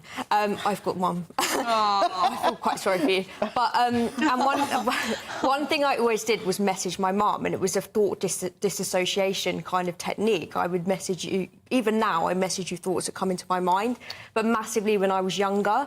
And I thought, what happens if you're younger and you don't have this? Yeah, and I think in today's technology-fueled world, I think we go back to basics, and it just helps them to process by writing it down. Everything's so instant these days. So it's like an indirect way of telling your parents how you're feeling, what you're going through. Such a great idea. What's the feedback been from parents who have got a trouble muncher for their kids? What you've got any stories? It's been really good. In one household, he sits on the kitchen side, and I think during the day, the parents, the children put their worries in or at night, and then they know that their parents will look at it during the day. And it's gone into some schools as well. You'd imagine you'd want one of these trouble munchers in every classroom and in every school up and down the country, because children who are being bullied, for example, who feel like they can't tell their parents, they're too embarrassed to talk about it. This is such an important tool, isn't it, for children to communicate that? Yeah, well, you were saying Mum's a mental health counsellor, and you had a young child who had Snapchat AI. So you talk to an AI in Snapchat, and that's what they talk to now. The People's Channel. I'm Christopher Hope. From pop stars to politicians, I'll interview anybody in a pub who's got a political opinion. Join me every Friday on Spotify, Apple Podcasts, YouTube or gbnews.com, or wherever you get your podcasts. GB News, Britain's election channel.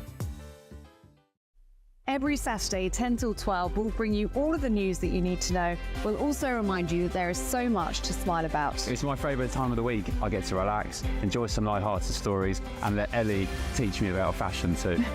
That's Saturday Morning Live, every Saturday, 10 till 12. Only on GB News, Britain's news channel.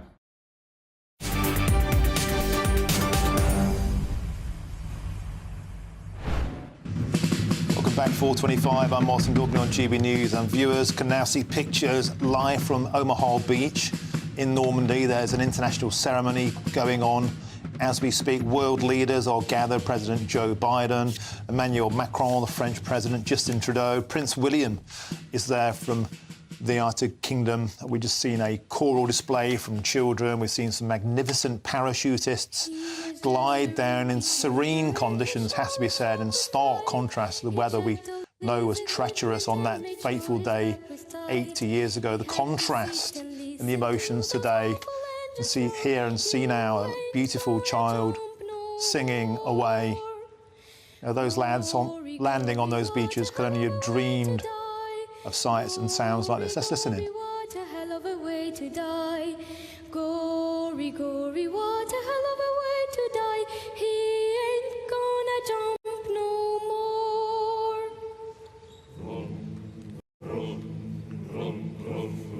He was just a rookie trooper and he surely shook with fright. He checked all his equipment and made sure his back was tight. He had to sit and listen to those awful engines war. You ain't gonna jump no more. Gory, gory, what a hell of a way to die. Gory, gory, what a hell of a way way to die. Gory, gory, what a hell of a way to die. He ain't gonna jump no more. Vroom, vroom, vroom, vroom, vroom. Is everybody happy? Cried the surgeon looking up. Our hero feebly answered yes, and then they stood him up. He jumped into the icy blast, he started to climb and hooked, and he ain't gonna jump no more. Gory, gory, what a hell of a way to die. Gory, gory, what a hell of a way to die. Gory, gory, what a hell of a way to die. He ain't gonna jump no more. He counted long, he waited for the shock. He felt the wind, he felt the cold, he felt the awful drop. The sick from his reserves spilled out and wrapped around his legs, and he ain't gonna jump no more. Glory, glory, what a hell of a way to die. Glory, glory, what a hell of a way to die. Glory, glory, what a hell of a way to die. He ain't gonna jump no more.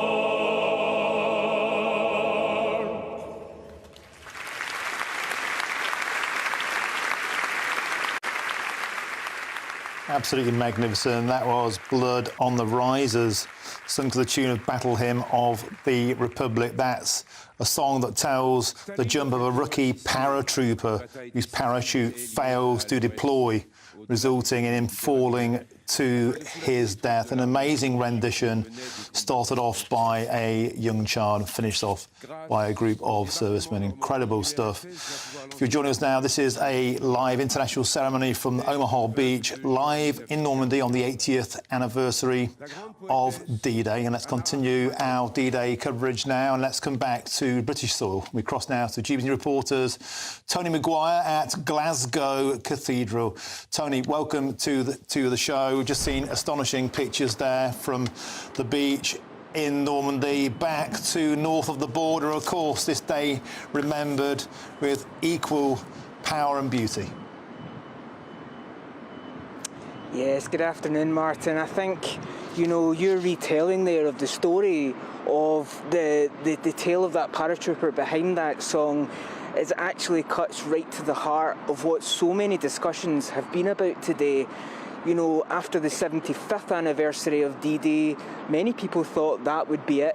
You know, the next anniversary, we would not be able to share with the veterans that fought on the beaches of Normandy, and yet here we are. How blessed we are to have so many of them here today, both in Normandy and here in Britain. And that idea of education and taking their stories forward to new generations made up a huge part of Reverend Mark Johnson's sermon here today at Glasgow Cathedral.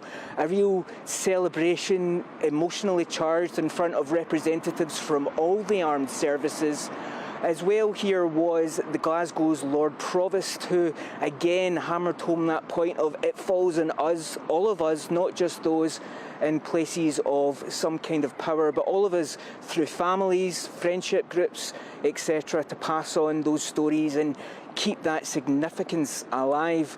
Another person I spoke to today was the Deputy Chairman for Legion Scotland. And I asked him again, you know, about the importance of education, and he informed me that over the last few years we've lost one significant educator up here in Scotland. Sadly, we're losing history, and it's vitally important. And one person in particular who I wish could be here today was a chap called Ian Forsyth. Ian was a great friend, but also Ian served in D-Day. Ian used to teach in the schools and give that education. I think it's vitally important that our schools and our education continues that tradition, and also we continue that tradition. And as in Legion Scotland, we will always honour those who went before us and those who gave the ultimate sacrifice. And there we have it. So let's let's all make sure that we do our parts in the years ahead and keep this spirit of D-Day, the soldiers on those beaches, going forward. Tony Maguire at Glasgow Cathedral, beautifully put. Thank you very, very much for giving us the picture from the north of the border. United Kingdom united on this 80th anniversary of D-Day. And of course, we've got lots more on the 80th anniversary of D-Day between now and 6 o'clock. But first is a roundup of today's top stories with Polly Middlehurst.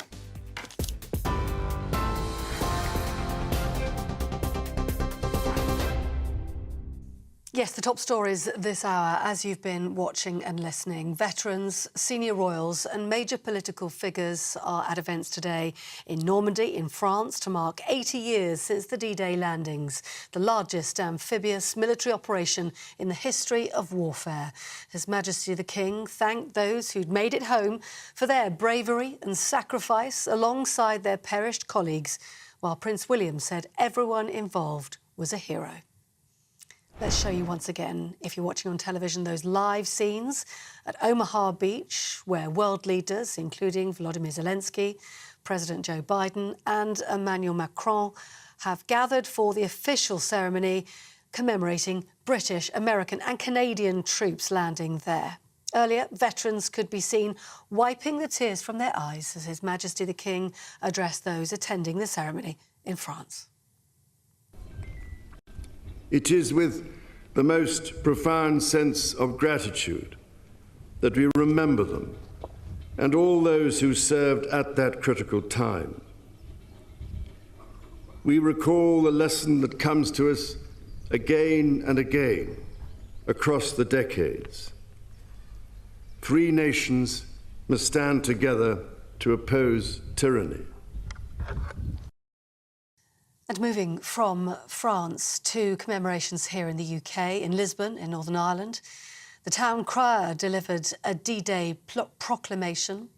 Scunthorpe has also marked the anniversary of the largest seaborne invasion in military history. And we understand a beacon lighting ceremony due to take place at dusk tonight in Kent. Meanwhile, the Princess Royal joined Chelsea pensioners at the Royal Chelsea Hospital in London for a special D-Day event there. And commemorations have also been taking place in Worksop in Nottinghamshire today as those present laid wreaths in memory of the fallen. Now, in other news today, an urgent health warning has been issued after an outbreak of E. coli that's put more than 100 people in hospital across England. It's being linked to a nationally distributed food item. That's all the details we have on that. But the UK Health Security Agency isn't naming which food is thought to be responsible. They say testing indicates most of the 113 cases reported in the UK are part of a single outbreak. We hope to learn the source of that, and if we do, we'll bring it to you. And a major search operation is underway on the Greek island of Symi, following the disappearance of the TV doctor Michael Mosley. It's understood he went on a walk but didn't come back. The 67-year-old is best known for appearing on programmes like This Morning and The One Show. An appeal has been launched, urging anyone who spots him to get in touch with local police. And Boeing's space capsule has sprung more helium leaks during its first test flight with astronauts on board. The Starliner already had one small leak when it rocketed into orbit yesterday, but two more have cropped up just hours into the journey. The aircraft manufacturer says, though, there are no safety issues for the test pilots on board. Those are the headlines. For the latest stories, do sign up to GB News Alerts. Scan the QR code on your screen or go to gbnews.com/alerts.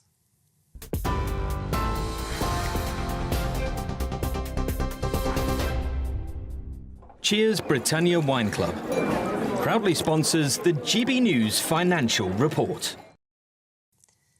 Taking your daily look at the numbers now, and here's how the markets are rounding up. The pound buying you $1.2779 and €1.1745. The price of gold is £1,849 and 10 pence an ounce. And the FTSE 100 is currently at 8,271 points. Cheers Britannia Wine Club proudly sponsors the GB News Financial Report. Thank you, Polly. Now, in a few minutes' time, we'll hear from Johnny Mercer, the Minister of Veterans. But first, there's a new way to get in touch with us here at GB News. And here's Bev Turner with all of the details. We are proud to be GB News, the People's Channel. And as you know, we always love to hear your views. Now, there's a new way of getting in touch with us at gbnews.com/your say. By commenting, you can be part of a live conversation and join our GB News community. You can even talk to me, Bev Turner, or any of the members of the GB News family. Simply go to gbnews.com/your say. The latest GB News travel. I'm John Vincent. Queues on the M60 clockwise in Manchester between junction 9 Trafford Park and 12 the Eccles interchange. It's also slow to the Eccles interchange for the M62. Long delays on the M6 northbound in the West Midlands is due to an earlier accident between junction 5 Castle Bromwich and 6 Spaghetti Junction, although all lanes have been reopened. We're seeing slow traffic on the M1 northbound in Leicestershire. It's in the roadworks around junction 24, the East Midlands Airport. Slow for the M1 southbound in Bedfordshire. There's queues due to an earlier broken down vehicle at junction 11 Dunstable South, again in the roadworks area. Queuing traffic on the M25 clockwise in Hertfordshire. There's a lane closed for a broken down car between junction 24 Potters Bar and 25 for Enfield, and it's also slow between 22 St Albans and 23 South Mims. That's the latest. You can stay up to date throughout the day by visiting our website gbnews.com. Good afternoon, Britain. Weekdays from midday. The Princess of Wales has reportedly been out and about, enjoying days out with her family, while she continues to undergo her treatment for cancer. And Buckingham Palace says they have been inundated with tens of thousands of get well soon cards and gifts for the princess. Yes, I can imagine so. Now we're joined by former royal correspondent at The Sun, Charles Ray. Charles, how do they know she's been out and about with her family? Good afternoon, Tom and Emily. It's interesting, yes. I mean, how do they know that she's been out and about? No pictures have been seen of the princess out and about. And I'm surprised that with all the people who've got camera phones, that she has been that out and about, that we haven't seen her. But anyway, we have to accept that she is out and about. She's with her family. But the palace are making it quite clear, pointing out that this should not be confused with her returning to work anytime soon. There are even some suggestions that she won't return to work probably until the autumn, and there's one suggestion that may not even be till next year. Like her father-in-law, she's not sitting at home with her feet up watching daytime TV. She is actually working. She's actually doing things.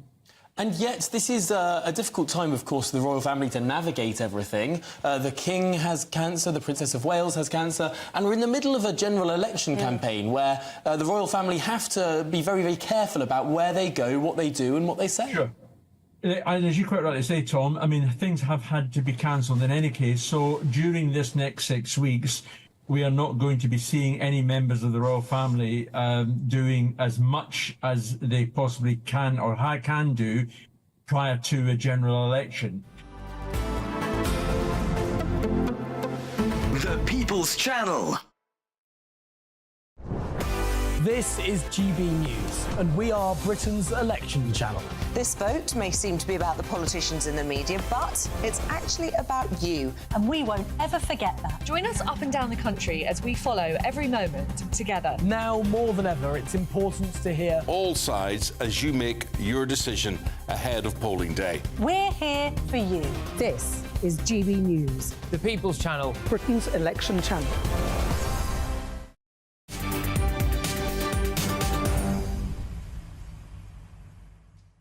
Welcome back. Your time is 4:41. I'm Martin Daubney on GB News. Now let's get more on the 80th anniversary of D-Day now. And who better to talk to than the Minister for Veterans and former British Army officer, Johnny Mercer. Johnny, welcome to the show. It's always an absolute pleasure to have you on this significant day. First of all, could I ask you for your thoughts and reflections on what must be a very emotional day for yourself? Well, I mean, I've been in Plymouth. The 15,000 American soldiers left just up the road here and got on the boats and went over to Omaha Beach. And we had a pretty special ceremony down by the waterfront. We're actually with a lady who was there marking the boats and getting them onto the boats. I mean, it's an extraordinary day, isn't it? And I think a good moment to pause and reflect on the sort of mind-blowing scale of their achievement and their courage and their sacrifice, and the example they set for generations of us afterwards who served. Of course, that was then, and today, Johnny, you're announcing a veterans bill and trying to get more help for British veterans. Could you tell us a little bit of the detail around that, please, Johnny? Yeah, of course. I mean, it's important, I think, going into elections that veterans know what the offer is from all of the parties who they choose to vote for. And that's what we're doing today when it comes to veterans from the Conservatives. We've obviously changed what it means to be a veteran in the UK for the first time. We changed the structure of government to have a veterans minister in the cabinet and a separate veterans department outside of the Ministry of Defence, which I'm lucky enough to lead.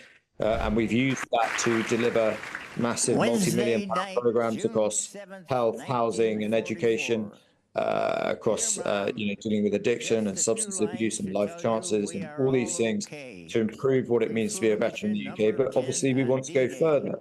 And we want to make sure that these rights are enshrined in law, so we never go back to what it was like when I first came into politics and wanted to change it. We want to make sure that veterans keep more of the money they're entitled to by removing compensation schemes and things like that from pension credit, which affects how much money you get, particularly in older life. And it's these sort of details that go beyond the remembrance that is really important that we do on days like this, that actually change what it means to be a veteran the rest of the year, that we're all about at the Office for Veterans Affairs. And Johnny, we have live pictures on our screen now from Omaha Beach in Normandy, some of the last surviving US veterans. And one of them has managed to get to his feet, Johnny, and he's doing a reading there. And when you see people of such age, such vigour yet still there, Johnny, of course, this may be one of the last great gatherings of this greatish generation, and surely part of the legacy, Johnny, is to make sure the younger generation remember and carry that baton of remembrance moving forward. So I've spent a lot of time with D-Day veterans over the last couple of weeks, really, and their number one fear is that people forget, that they don't remember the scale of their sacrifice. They literally gave their today for our tomorrow, and I think that we all have a duty, not just those of us who work in the veteran space, but the entire country, to understand what was done to give us the incredible gifts of freedom that we have today. And Johnny, the aged veteran now is getting a standing ovation from world leaders, Joe Biden, Emmanuel Macron, Justin Trudeau. It's just astonishing. Prince William, that gentleman, still there on his feet, his legacy living on. Could I pull this back to domestically today, Johnny, and the Shadow Defence Secretary, John Healey? He appeared on Breakfast on GB News earlier on today. He was a bit critical of the fact that you're launching your Veterans Bill today. He said that D-Day, the anniversary, should not be a day of electioneering about veterans. What would you respond to that? Well, I didn't go out and launch it this morning. I think as we come to the end of D-Day, I think it's important to look at not only just these moments and remembering in this way, but what it feels like to be a veteran the rest of the time. And I'm not surprised John Healey says that. I mean, he's tried to sort of block everything I've done in the veteran space, as Labour do. They don't really believe in these things. But, I'm not doing it for that. I'm not doing it for votes. I do it because it's the right thing to do. I became a politician because I was fed up of how it felt to be a veteran. And to be honest, part of that was watching people remember very solemnly and having photographs taken of themselves. But then the rest of the year, people having to pay for their own prosthetics, not being able to access any mental health treatment, or indeed sleeping rough on the street. So, look, I'm obviously not going to take any criticism from someone who hasn't lifted a finger to help people like I have over the years. Johnny Mercer, thank you very much for joining us, Veterans Minister. Always a pleasure to have you on the show. Thank you very much. Now, coming up, as the Royals commemorate D-Day in Normandy and France, we'll get the latest with our royal correspondent. I'm Martin Daubney on GB News, Britain's news channel. Hello there, welcome to your latest GB News weather forecast. Low pressure generally is in charge of our weather, so further outbreaks of rain, some showers and fairly cool breeze as well. And we can see that on the pressure setup, a cool northerly wind extending across the UK right through the rest of the week into the weekend. So temperatures largely below average for the time of year. Through this evening time, showers tend to fade away for much of the UK. However, later on and into the early hours, we'll see a band of rain push into western parts of Scotland, Northern Ireland as well. Some of this rain could be heavy at times and accompanied by some brisk winds. Temperatures in towns and cities generally 6 to 10 Celsius, in the countryside lower than this. So it will be a chilly start to Friday morning, but plenty of dry weather across England and Wales. However, we can see across Scotland a wet start to the day as this outbreaks of rain push their way slowly southeastwards. Temperatures in the range of 7 to 9 Celsius, quite brisk winds around the coasts, and a cloudy start for Northern Ireland, parts of northern England too, as this rain band slowly pushes its way southwards. Bright start across England and Wales, however, showers in the west, and these slowly start to push their way eastwards, some of them turning heavy as we go through the day. And the area of rain across the north just slowly pushes its way southwards, but turns into an area of showers by the afternoon. Blustery showers following on behind. Quite a brisk northwesterly breeze here, so just taking the edge off the temperatures. In the best of the sheltered spots in the south with lighter winds, highs approaching 20 Celsius, but a lot of cloud around, and then the winds in the north will make it feel quite chilly, 13 to 16 degrees here. As we head through Friday evening, further showery outbreaks of rain piling into northern and western parts of Scotland. Generally dry and clear and chilly elsewhere. And then into the weekend, it remains cool, unsettled, sunny spells and showers for most of us. See you again soon. This is GB News, and we are Britain's election channel. This vote may seem to be about the politicians in the media, but it's actually about you. And we won't ever forget that. Join us up and down the country as we follow every moment together. Now more than ever, it's important to hear all sides as you make your decision ahead of polling day. We're here for you. This is GB News, the People's Channel, Britain's election channel. Every Saturday, 10 till 12, we'll bring you all of the news that you need to know. We'll also remind you that there is so much to smile about. It's my favourite time of the week. I get to relax, enjoy some light-hearted stories, and let Ellie teach me about fashion too. That's Saturday Morning Live, every Saturday, 10 till 12. Only on GB News, Britain's news channel. I'm Stephen Dixon, and thanks for joining us on GB News, Britain's news channel.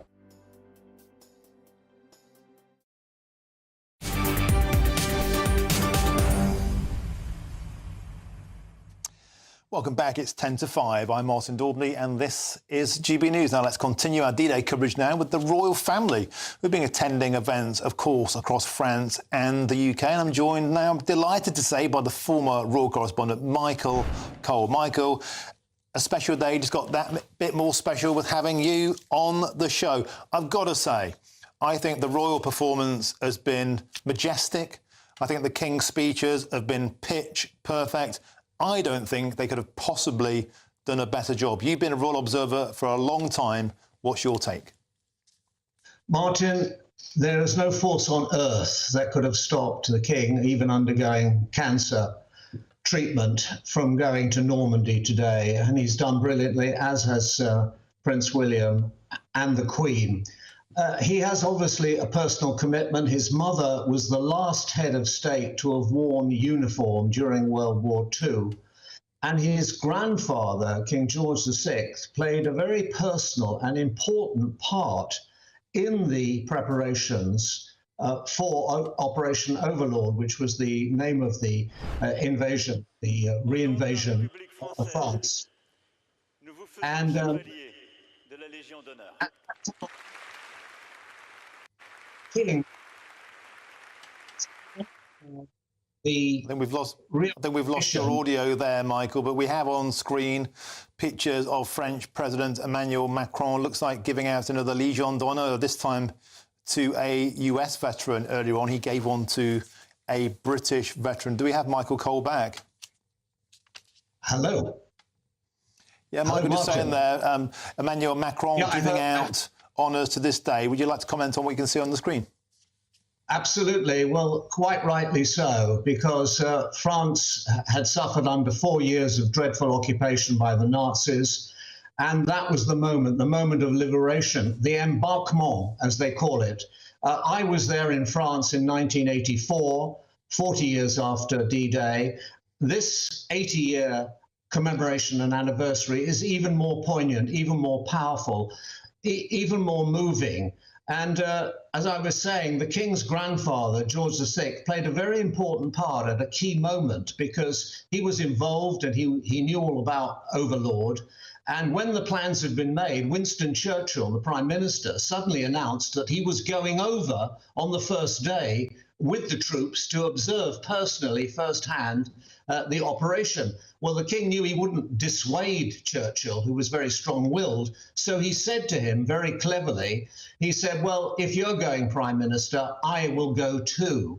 And of course, the Prime Minister knew that he couldn't hazard the King's life in that way, so he thought again and he decided not to go. They would have watched from a battleship, but it would have still been extremely dangerous. So the King played a key part in keeping Winston Churchill where he should have been, back here in Britain, organising and encouraging the effort. It's been a tremendous couple of days, the royal family doing what they do better than anyone.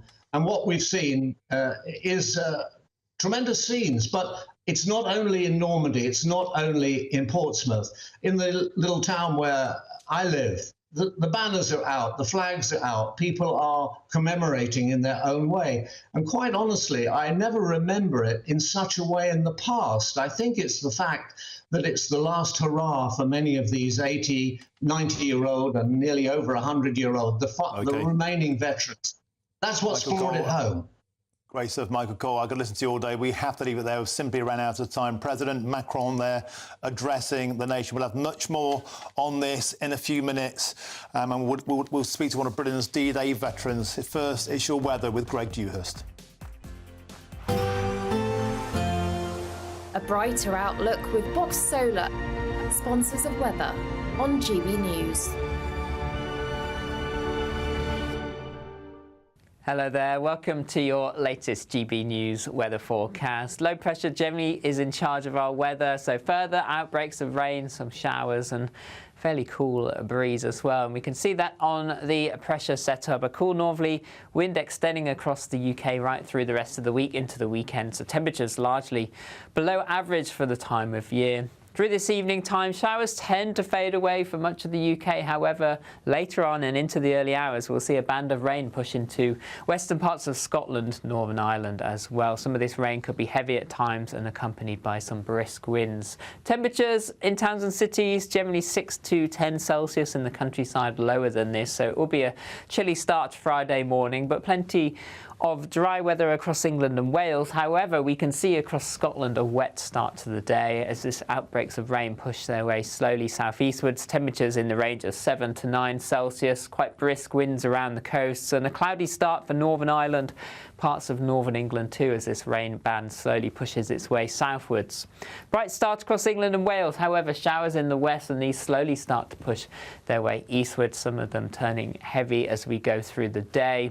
And the area of rain across the north just slowly pushes its way southwards, but turns into an area of showers by the afternoon. Blustery showers following on behind. Quite a brisk northwesterly breeze here, so just taking the edge off the temperatures. In the best of the sheltered spots in the south with lighter winds, highs approaching 20 Celsius, but a lot of cloud around, and then the winds in the north will make it feel quite chilly, 13 to 16 degrees here.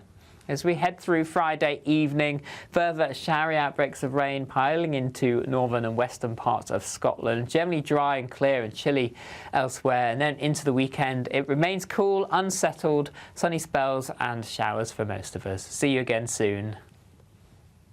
Looks like things are heating up. Boxed boilers, sponsors of weather on GB News.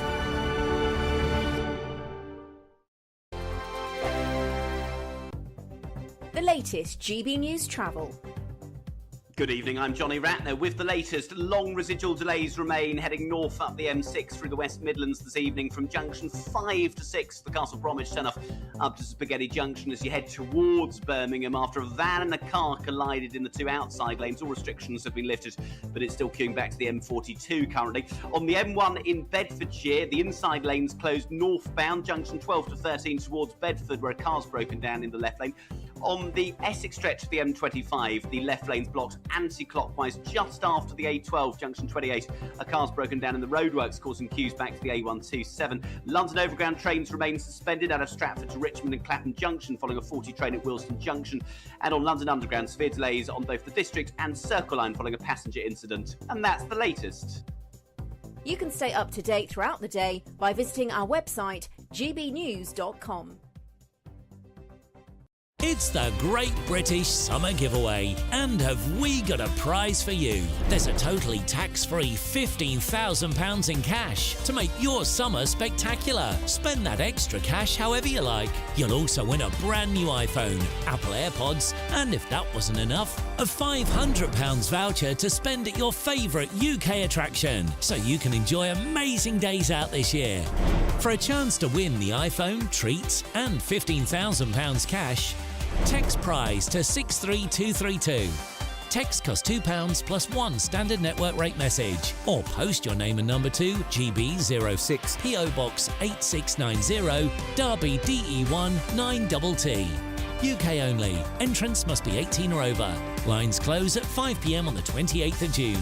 Full terms and privacy notice at gbnews.com/win. Please check the closing time if listening or watching on demand. Good luck. I'm Patrick Christie's. Every weeknight from 9, I bring you 2 hours of unmissable, explosive debate and headline-grabbing interviews. What impact has that had? We got death threats and the bomb threat and so on. Our job is to do what's in the best interest of our country. You made my argument for me. My guests and I tackle the issues that really matter, with a sharp take on every story. I'm hearing it up and down the country. That was a beginning, not an end. Patrick Christie's tonight from 9 p.m. only on GB News, Britain's news channel. Are the newspapers getting you down? My wife didn't divorce me that month.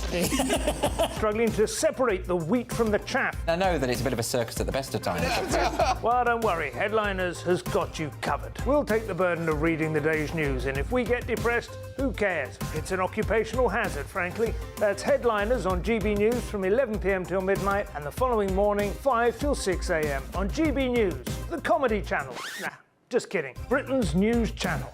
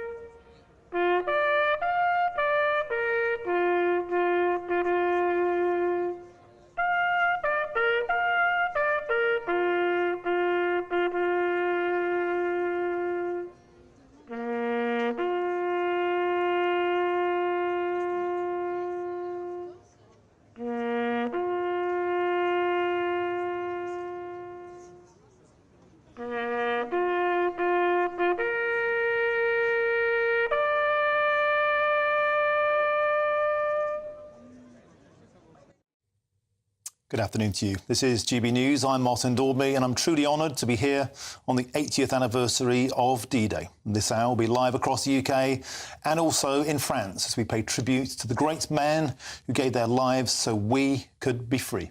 But first, here's your news headlines with Polly Middlehurst.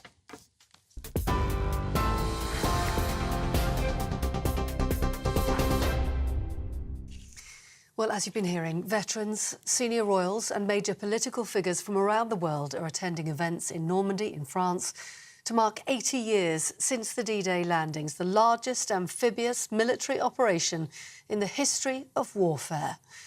His Majesty the King thanked those who'd made it home for their bravery and sacrifice alongside their perished colleagues, while Prince William said everyone involved had been a hero. Let's show you the scenes live at Omaha Beach from east to west. There have been commemorations along the coast of Normandy, Gold, Juno, Sword, Utah, and this, Omaha Beach, where, if you're watching on television, you can see the French President, Emmanuel Macron, there in the centre of the shot, addressing the crowds there. He's handed out a number of Légion d'honneur medals this morning. That, of course, France's highest military honour to veterans, including the British woman, Christian Lamb, who helped plan the landings while serving in the Women's Royal Naval Service.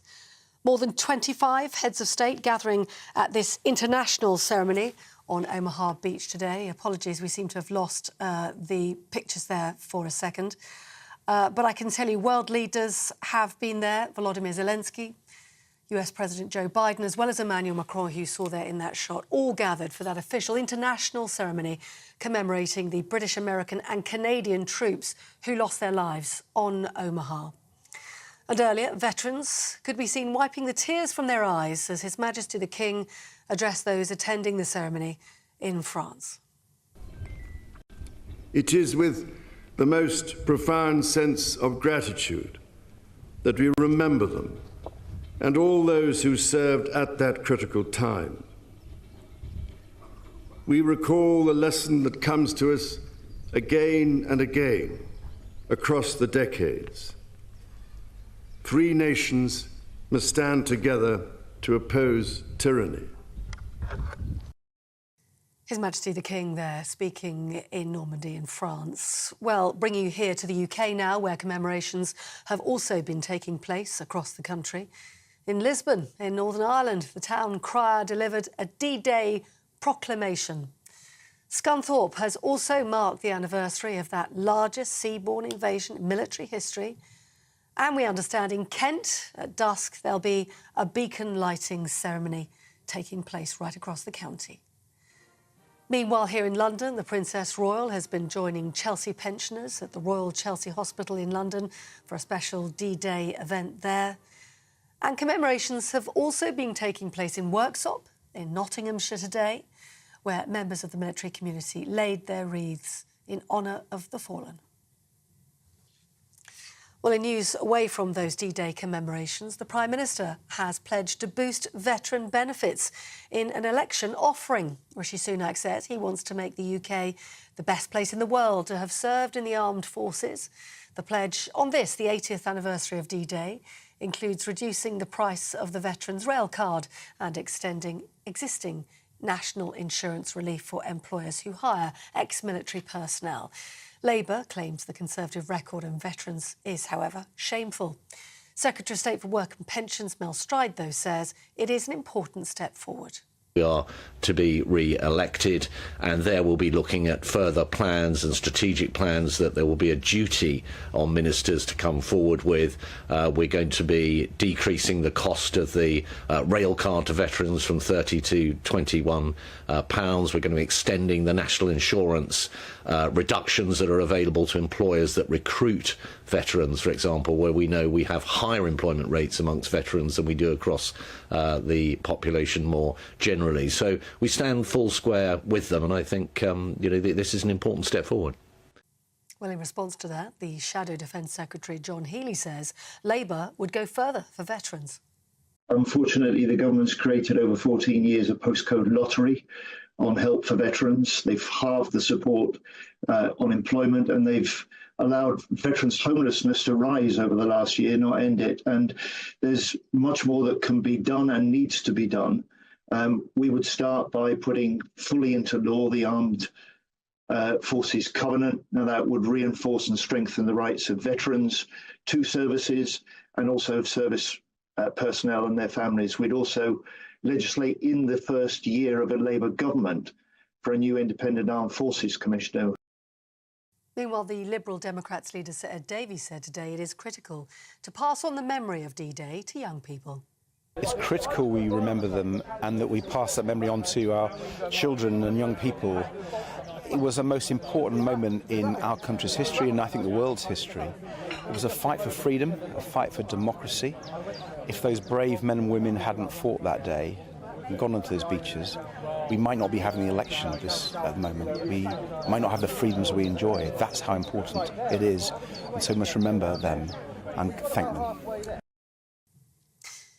Now, an urgent health warning has been issued after an outbreak of E. coli that's put more than 100 people in hospital right across England. It's being linked to a nationally distributed food item, but the UK Health Security Agency isn't being more specific about which food is responsible. They say testing indicates that most of the 113 cases reported so far are part of a single outbreak. Any further information on that, of course, we'll bring it to you.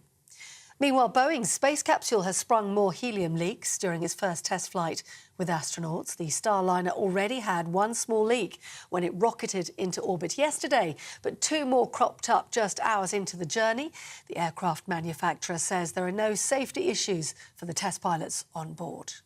Those are your headlines. For the latest stories, do sign up to GB News Alerts, scan the QR code on your screen, or go to gbnews.com/alerts.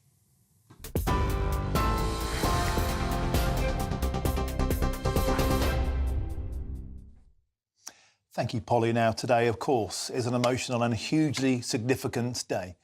8 years ago today, British troops, together with other members of the Allies, invaded Normandy. It is believed that more than 4,000 people, including almost 1,500 Brits, died on D-Day, June the 6th, 1944. And today, we are remembering the fallen and honouring all those to whom we owe so much to.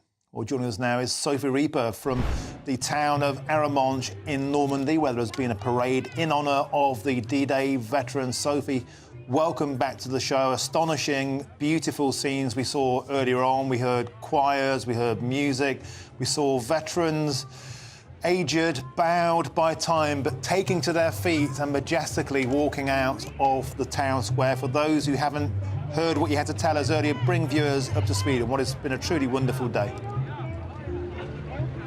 Well, that parade was incredibly magical. Just seeing those veterans being given the respect that they so deserve for what they sacrificed on the 6th of June, 80 years ago today.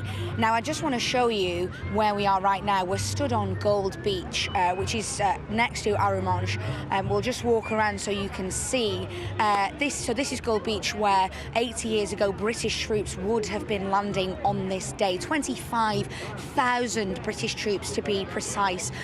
Today, of course, a very different picture, a much more positive, uplifting picture. There are thousands of people who have come here out to Gold Beach today in order to pay their respects, in order to commemorate what was happening here 8 long decades ago. You can see all of these military craft. There are so many up and down the lengths of the beach. You can hear 40s music playing in the background, people just soaking up the atmosphere, whilst also an undercurrent of respect and as I say, commemoration.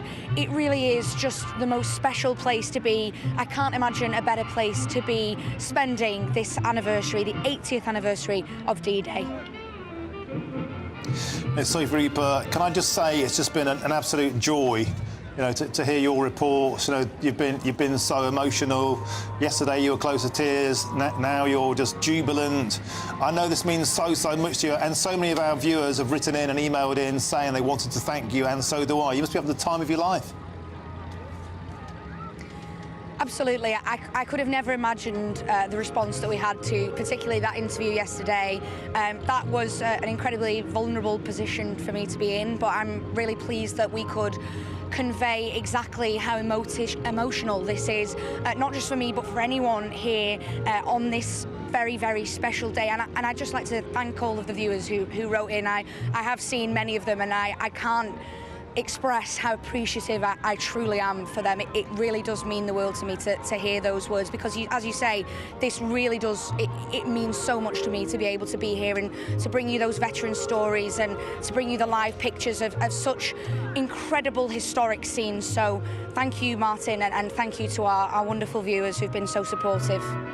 Majestic sights, majestic sounds. Thank you very much, Sophie Reaper from Arromanches there in Normandy. Now, the National Memorial Arboretum in Staffordshire is an incredibly important place, of course. It's where we remember the people who have given their lives for this country. And our Homeland Security Editor, Mark White, is there for us today. Mark, welcome to the show. Again, there's some magnificent sights and sounds you've seen today. For the benefit of viewers just joining us, bring us up to speed on what's been a truly special day. Yeah, well, it's always an honour to come to these commemorative events at the Arboretum here in Staffordshire. They are run by the Royal British Legion and are always run very smoothly, and they strike exactly the right tone, and they did that again today. We heard from some school children from a primary school in Tamworth who were reading out their own poems to those that sacrificed their lives on D-Day, and of course to the veterans who came home. So that was incredible to hear them do that at a time, of course, when that survey revealed that about half of school children don't even know what D-Day is. Well, these school children do, and many more will now know, having watched the events over the last few days. And another very poignant element of the commemoration ceremony was when young military cadets read out some of the recollections from D-Day veterans. Soldiers, airmen, naval forces personnel who would have been no older than these military cadets, in fact maybe even younger. This is what one of those cadets said. It's the 6th of June, 1944. My name is Keith Whiting and I'm 18. From 5 AM onwards, the HMS Ramillies was bombarding the German targets, with a spotter plane communicating to me and my crew where to fire and what to target. We were just doing our job, trying to protect those troops landing on the beaches so they had a chance. We didn't realise that 80 years on, we would all be part of history. And it was very emotional as well to see 99-year-old Les Marsh get onto the stage here and to read that heart-wrenching poem for the fallen. This is what he read. They will grow not old as we that are left grow old. Age will not weary them, or the years condemn. At the going down in the sun, and in the morning, we will remember them. We will remember them.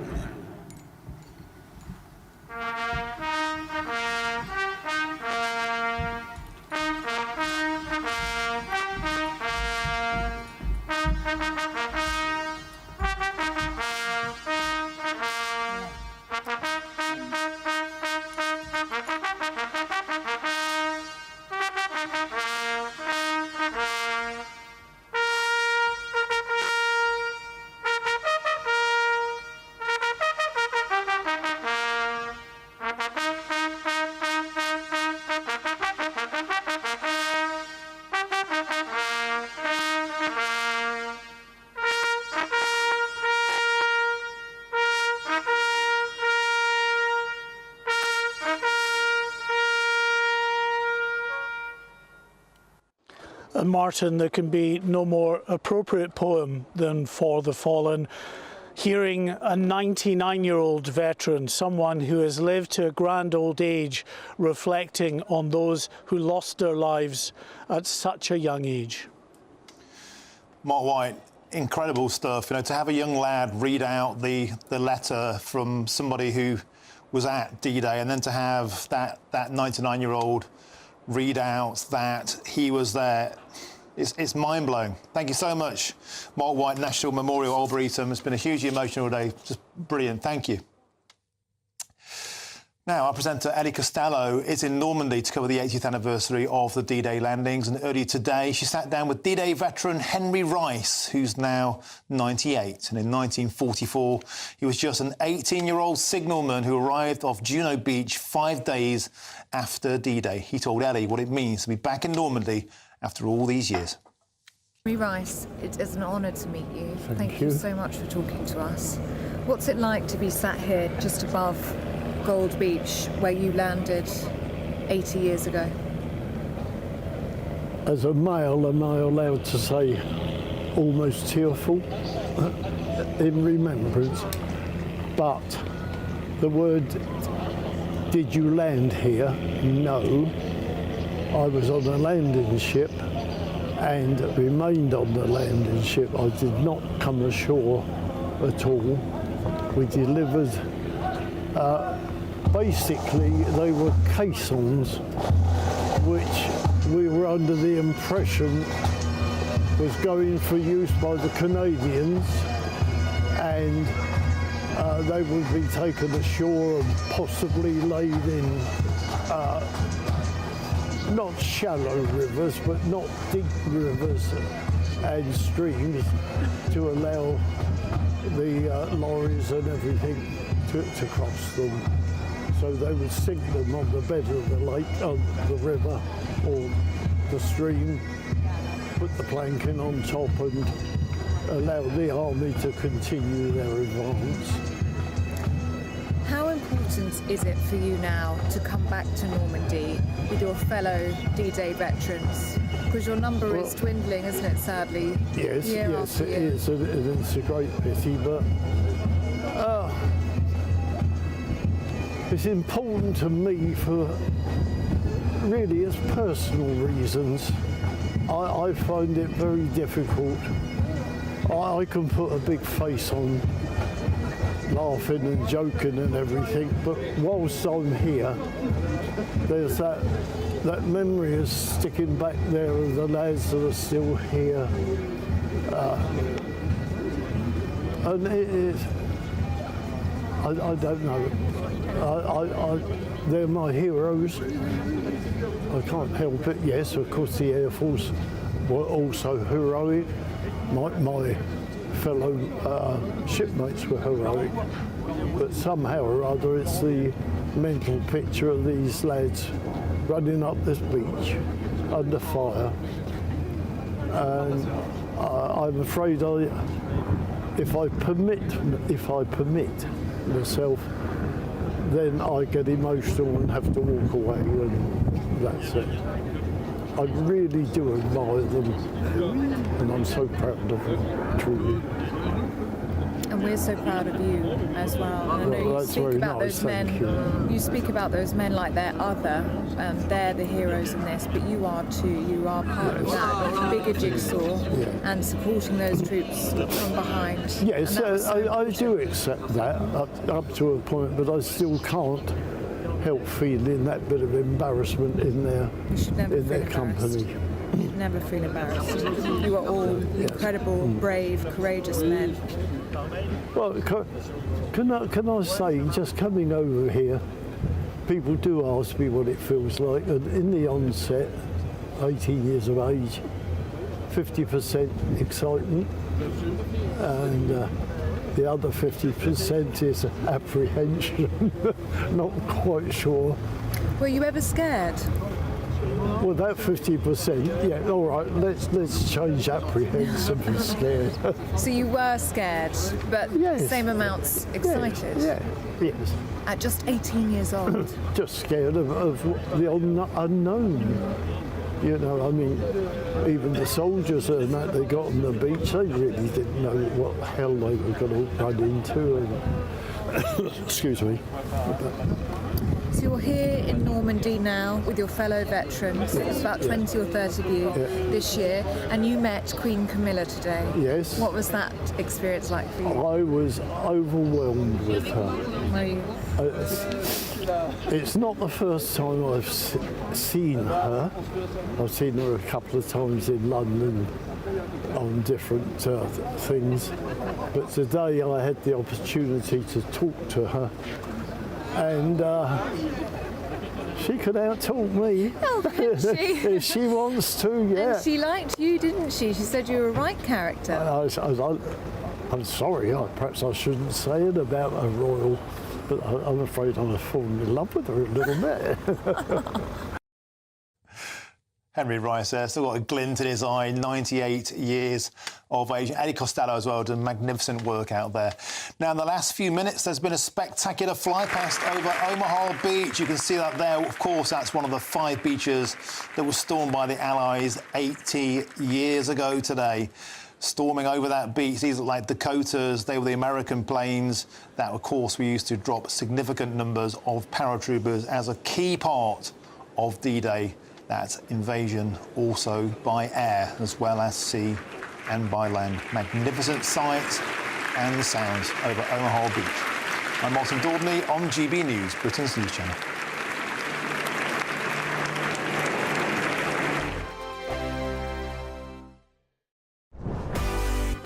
This is GB News and we are Britain's election channel. This vote may seem to be about the politicians in the media, but actually it's about you. And we won't forget that. Join us up and down the country as we follow every moment together. More than ever, it's important to hear all sides as you make your decision ahead of polling day. We're here for you. This is GB News, the People's Channel, Britain's election channel. GB News Breakfast, every day from 6 a.m. Sadiq Khan has criticised the government's failure to ban zombie knives, labelling it a betrayal of safety. He's calling on James Cleverly to fast-track legislation and bring forward a ban on the sale of these weapons. GB News reporter Charlie Peters has purchased some of these and brought them into the studio with us this morning. How easy was it to buy one of these? Well, I mean, it was extremely easy. They have been banned several times in recent years, but I was able to purchase these 2 blades, a twin set of 20-inch blades under the zombie knife definition, which is over 8 inches, a sharp point, a cutting edge, a serrated side, and indeed gaps in the middle. The original ban, announced in 2016, said that a zombie knife had to have threatening language. As you can see, this blade has no threatening language or images on it. And so more recently... But it's just threatening itself. I mean, it's quite frightening looking, isn't it? That's why the definition was updated this year in January by the Home Secretary, James Cleverly, who said that a zombie-style knife needed to be banned, removing the definition of threatening language or emblems on it. Now, 5 different Home Secretaries have tried to ban these blades over 15 different times in recent years. Sarah Newton, the Home Office Minister in 2016, first brought out this proposed ban. And then a year later, there was another announcement from Home Secretary Amber Rudd, and they pushed forward again 3 years later to try and clamp down on these weapons, noting that knife crime was soaring. In particular, the threat posed by them in gang crime and gang warfare, really, in London, and more recently in West Yorkshire, that has attracted so much of concern. Knife crime has soared by a staggering 80% since 2015. The People's Channel. GB News is Britain's election channel. And when the big stories break, we're tackling them on Britain's newsroom. When we disagree, and we disagree a lot, it's even livelier than normal. We don't disagree that much. We do. His comedy, though, is revolting. I knew her, unlike you. That explains Beverly Turner's temperament. It's a bit frothy in here, isn't it? He'll have one of me one day. Yeah, for dartball practice. Britain's newsroom on GB News. Weekdays, 9:30 a.m. GB News, the People's Channel, Britain's news channel.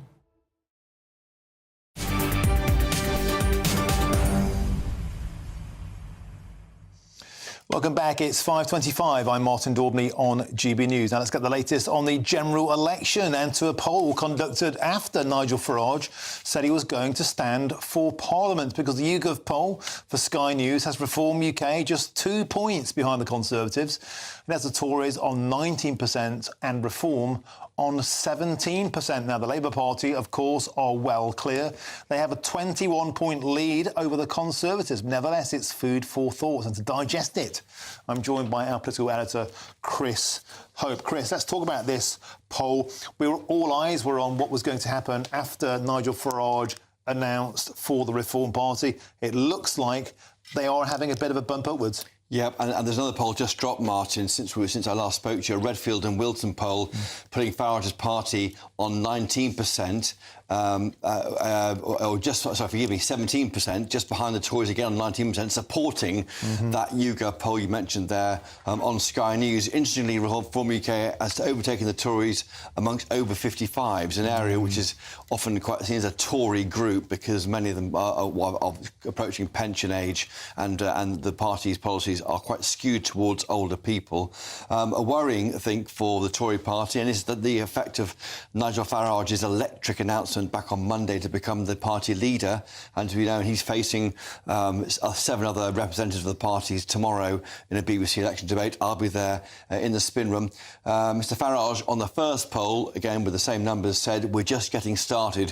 What that means is we are approaching what could be the moment at which Reform UK overtakes the Tory party in the polls to become the second biggest party in the polls. That's called crossover, and that's a big worry for the Tory party. Well, Chris Hope, that's a great segue into my next guest, because I'm joined now by the former Conservative MP, Neil Parish. Neil, welcome to the show. Always a delight to have you on. So are we, Neil Parish, reaching that point that's been called the crossover? Could we see Nadine Dorries even said yesterday that the Reform Party could overtake the Conservative Party as soon as Saturday? It's always possible, Martin, because this is a mirror image of the last election. Because the last election, the left votes were divided. If you're on the doorstep and they didn't like Boris, you could say, well, how do you get on with Mr Corbyn? And they say, we don't want him. And so their choice was easy, come back to the Conservatives. The problem here is that Keir Starmer is acceptable as a new Prime Minister. And so, therefore, he doesn't frighten the Tories. And so, therefore, you see, the only real method now the Tory party has in some ways is say if you vote Reform, you get Labour, and so stick with the Tories. But at the moment, it's proving very difficult for them. Nigel Farage is very charismatic. Also, of course, he's ticking the right boxes as well, which is, of course, quite easy in a way for a party that's coming up and never been in government. But that is where people are, the older generation, in the rural areas in particular. I've got some neighbours, they're not particularly old, but they're very much sort of on the right wing of the Tory party, bordering towards Reform. So, yes, real danger out there for the Tory party, because I don't think it's going to be so easy necessarily to frighten people, or not frighten people, but encourage people back into the Tory fold, because they don't see Keir Starmer is too frightening. OK, Neil, I'm joined in our studio by Chris Hope. He's got a question for you. Neil, great to see you again. The deadline, as you know, for nominations to stand in the election as a Tory, in fact, all candidate deadline, is 4 p.m. tomorrow, Friday. Just you and me talking. What are your plans? There's a lot of vacancies, we hear, on the Tory side. And right now, less than 48 hours out from nominations closing, you can be imposed on a constituency. Is it a comeback for Parish? Yeah, well, I haven't, Christopher, I haven't had a phone call from the Tory party, so therefore, if I stood, I would be standing as an independent. I've decided to let the Liberal Democrats, Labour, fight it out with the Tories, and I'll keep my powder dry for the time being. But like I said, yes, if the Tories were desperate and decided they could have me, then I probably would put my hat in the ring. But I otherwise, like I said, I shall carry on commenting on what's happening in the election. In some ways, Christopher, it's quite nice not to be going around the doorsteps getting a real earful from people about what the Tories have been doing, and also your head is not on the chopping block, so I can tell you the whole truth and nothing but the truth, because it's not my head on the chopping block this time. Oh, Neil, very quickly, if we could, there's been talk about defections to Reform from the Tory party this week. In fact, this man, Chris Hope, said there might be as many as 6. What about you? Fancy going turquoise?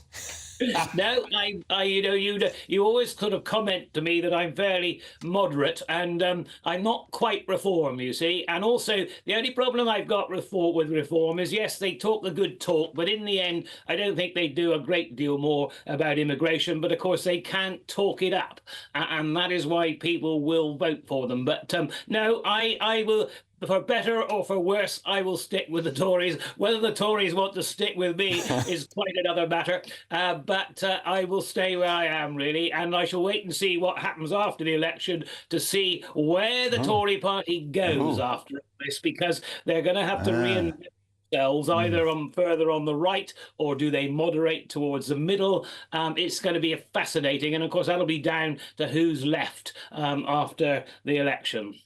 OK, we have to leave it there. Neil Parish and Chris Hope. I've got that down as a Neil Parish comeback. certainly have. Now, there's lots more still to come between now and 6 o'clock, and the elections for the European Parliament begin today across the 27 member states, and we'll bring you all the latest next from Brussels. But first, it's your headlines with Polly Middlehurst.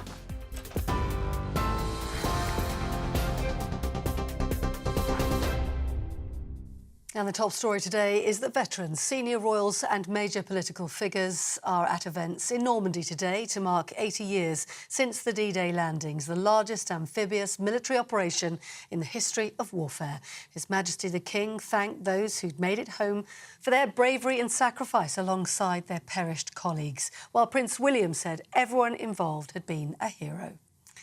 Let's show you, if we can, the live scenes at Omaha Beach, where world leaders, including Volodymyr Zelensky, Joe Biden and Emmanuel Macron, have gathered for that official international ceremony commemorating British, American and Canadian troops. You can see there Monsieur Macron and his wife gathering with the children that were singing in the choir earlier on today and dancing in commemoration of the veterans that have gathered there today on Omaha. Well, earlier, veterans could be seen wiping the tears from their eyes as the King addressed those attending the ceremony in France. It is with the most profound sense of gratitude that we remember them and all those who served at that critical time. We recall the lesson that comes to us again and again across the decades. Free nations must stand together to oppose tyranny. And taking you from France to commemorations here in the UK, in Lisbon, in Northern Ireland, the town crier delivered a D-Day proclamation from the balcony. Scunthorpe has also marked the anniversary of the largest seaborne invasion in military history. And we understand a beacon lighting ceremony taking place in Kent tonight, right across the county of the Garden of England. Meanwhile, Princess Royal joined Chelsea pensioners at the Royal Chelsea Hospital in London for a special D-Day event there. And commemorations also taking place in Worksop in Nottinghamshire today, wreaths laid in honour of the fallen. In other news today, an urgent health warning has been issued after an outbreak of E. coli that's put more than 100 people in hospital across England. It's being linked mysteriously to a nationally distributed food item, but the UK Health Security Agency hasn't named which food item is thought to be responsible. They say testing indicates most of the 113 cases reported in the UK are part of one single outbreak. And a major search operation is underway on the Greek island of Symi, following the disappearance of the television doctor, Dr. Michael Mosley, who's understood he was on a walk and didn't return to where he was staying. He's 67 years old, known for appearing on programmes on all channels and promoting his fast diet. But an appeal has been launched now, urging anyone who spots him to get in touch with local police in Greece. And Boeing's space capsule sprung more helium leaks during its first test flight with astronauts. The Starliner already having one small leak when it rocketed into orbit yesterday. Two more apparently have cropped up in the last few hours. The aircraft manufacturer Boeing saying there are no safety issues for their test pilots on board. Just before we hand back to Martin, let me bring you some breaking news coming to us from Leicestershire. Police there are saying a body has been found in the search for 2-year-old Zylo Maruseva. It follows an extensive search by specialist police divers after the toddler fell into the River Soar in February. In a statement released at the time of his disappearance, his family described him as a cheeky, funny boy who's a bundle of joy. They've also thanked members of the community for their ongoing support since that search began. For the latest stories, sign up to GB News Alerts, scan the QR code on your screen or go to gbnews.com/alerts.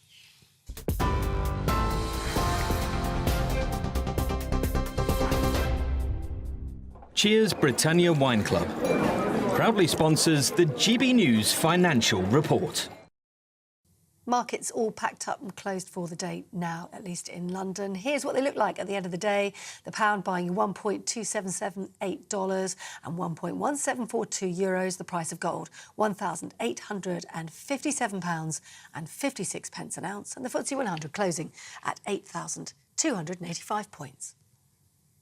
Cheers Britannia Wine Club proudly sponsors the GB News Financial Report.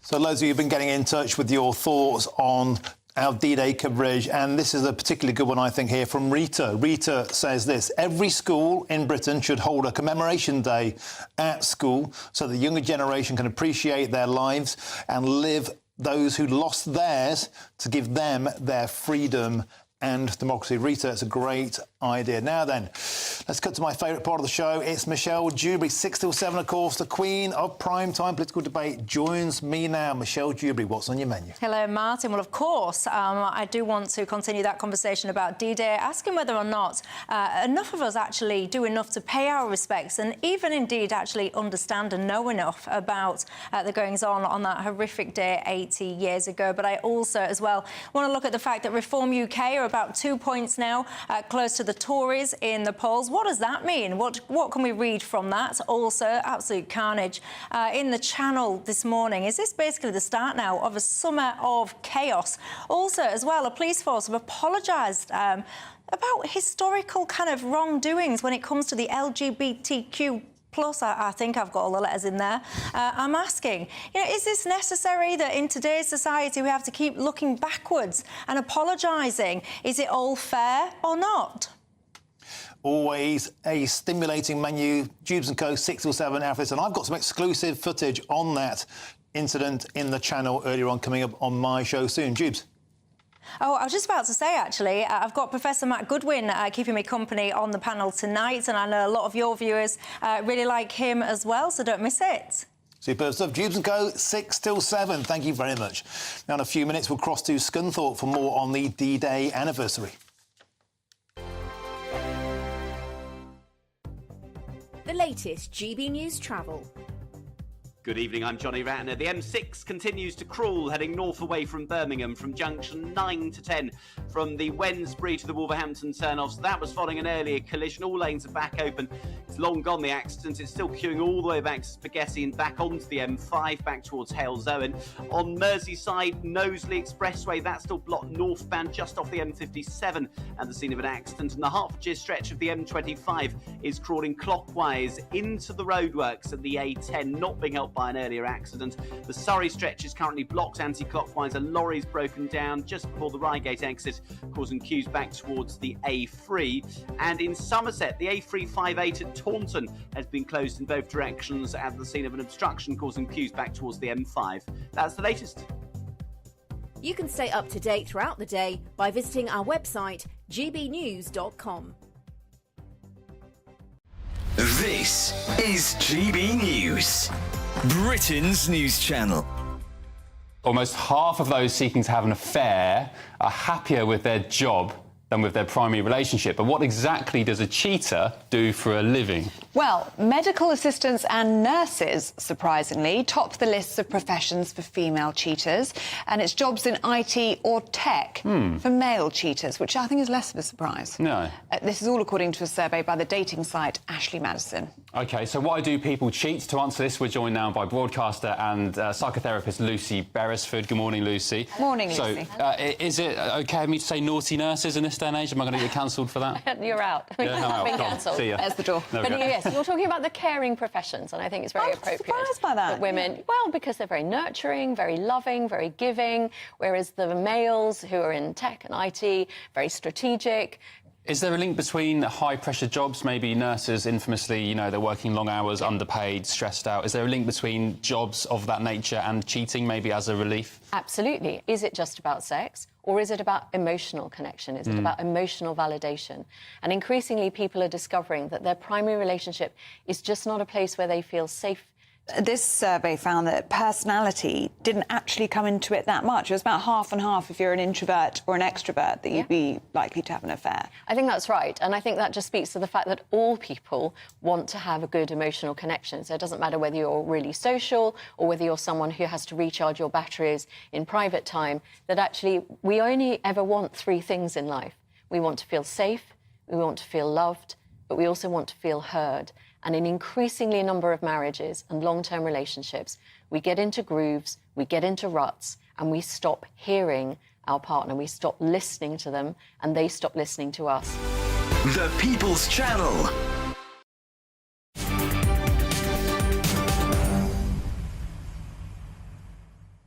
Welcome back. It's 5:42. I'm Martin Daubney on GB News. Now, D-Day events have been taking place all over the UK today to commemorate, of course, the 80th anniversary of the landings. And there have been lots of events in Normandy and across the UK, including a parade and flag-raising, a church service and wreath-laying ceremony in Scunthorpe, North Lincolnshire. But our reporter Anna Riley has been there throughout the day and is at the cenotaph now where the wreaths were laid. Welcome to the show. Tell us more.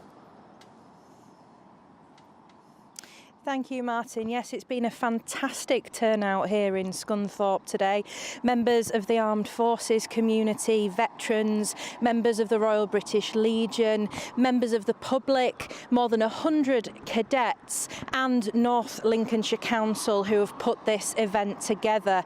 As you say, it all started this morning at the square in Scunthorpe, where there was a parade of more than 100 cadets, and then the mayor of the council gave a speech saying how important it is 80 years on to remember the sacrifices those brave men made for us landing on those beaches in Normandy. Then this afternoon there was a service at St Lawrence's Church that was led by Reverend Frew, and then after that service there was a wreath laying here at the cenotaph behind me. It was a very emotional time. Prayers were read, the national anthem was sung, and the last post was also played. And music has been a big part of not just the services here, but across the UK, across Normandy, across the world commemorating D-Day.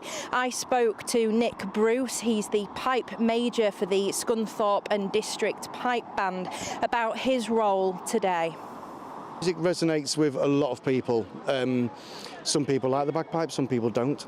But when it comes to events like this, a set of pipes played well for the wreath laying ceremony and brings a nice emotion to the situation. And yeah, it is a nice feeling, especially when you get the feedback and they say thank you very much for that. It meant a lot, and that's the main reason why we do this. We don't want to ever forget them, so the generations past and generations coming need to understand the British values and what happened and why we're here today and who we owe that to.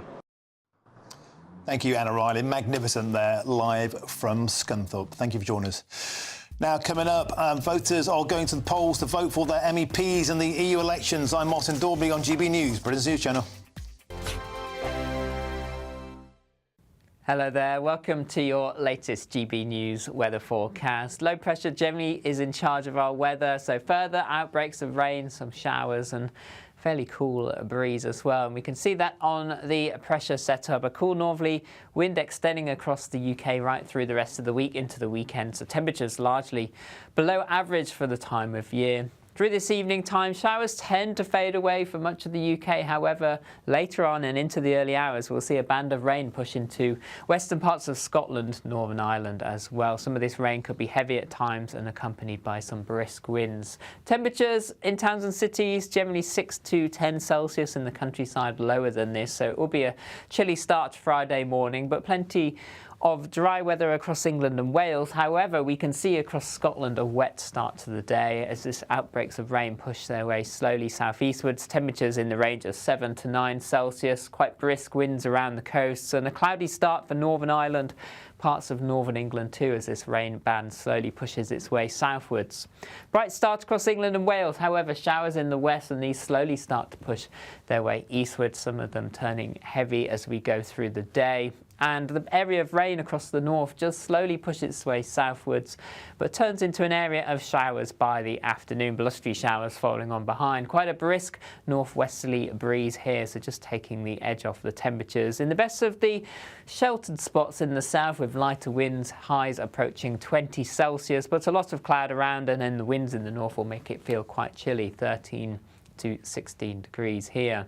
As we head through Friday evening, further showery outbreaks of rain piling into northern and western parts of Scotland. Generally dry and clear and chilly elsewhere. And then into the weekend, it remains cool, unsettled, sunny spells and showers for most of us. See you again soon.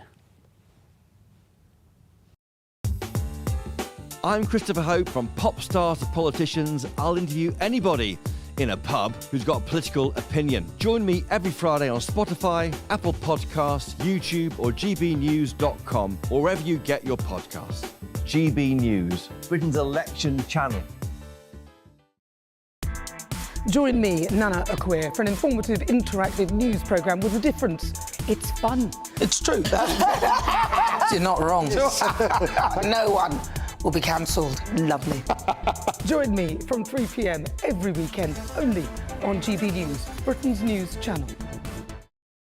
In the GB Newsroom, we bring you the news as it happens. With our team of dedicated journalists across the UK, GB News brings you accurate reporting of the day's topical agenda.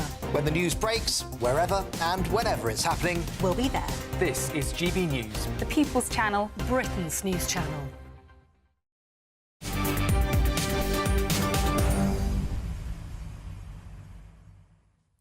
Welcome back to the show. Now, a curious incident happened in the Channel earlier this morning. Around 80 migrants were rescued from the English Channel after a small boat got into trouble in the early hours of this morning. I want to talk you through about what happened. We've got some exclusive footage here to show you.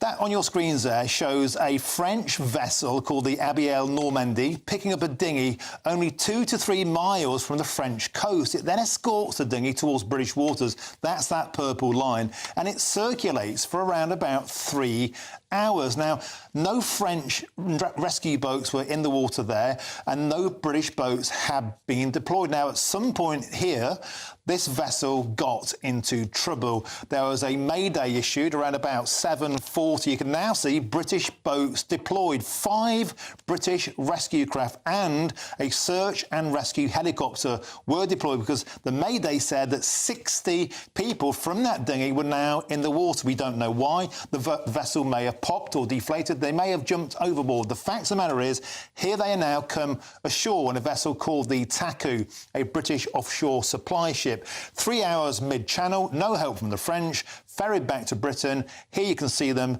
being brought ashore on D-Day, the 80th anniversary of D-Day. Around 250 men arrived to Britain today via this way.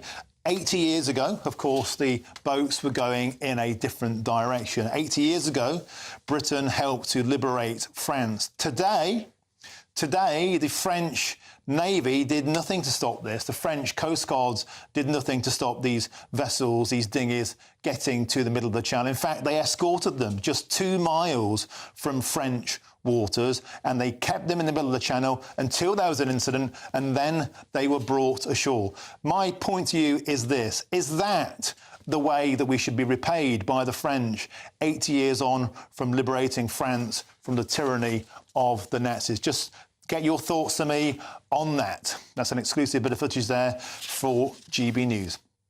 Now, let's get back more to on the 80th anniversary of D-Day. We can cross back to Omaha Beach in Normandy and speak to our intrepid reporter, Sophie Reaper. Sophie, we thought we'd had the final hit with you, but look, we've got more. Tell us, this looks magnificent. What are you up to?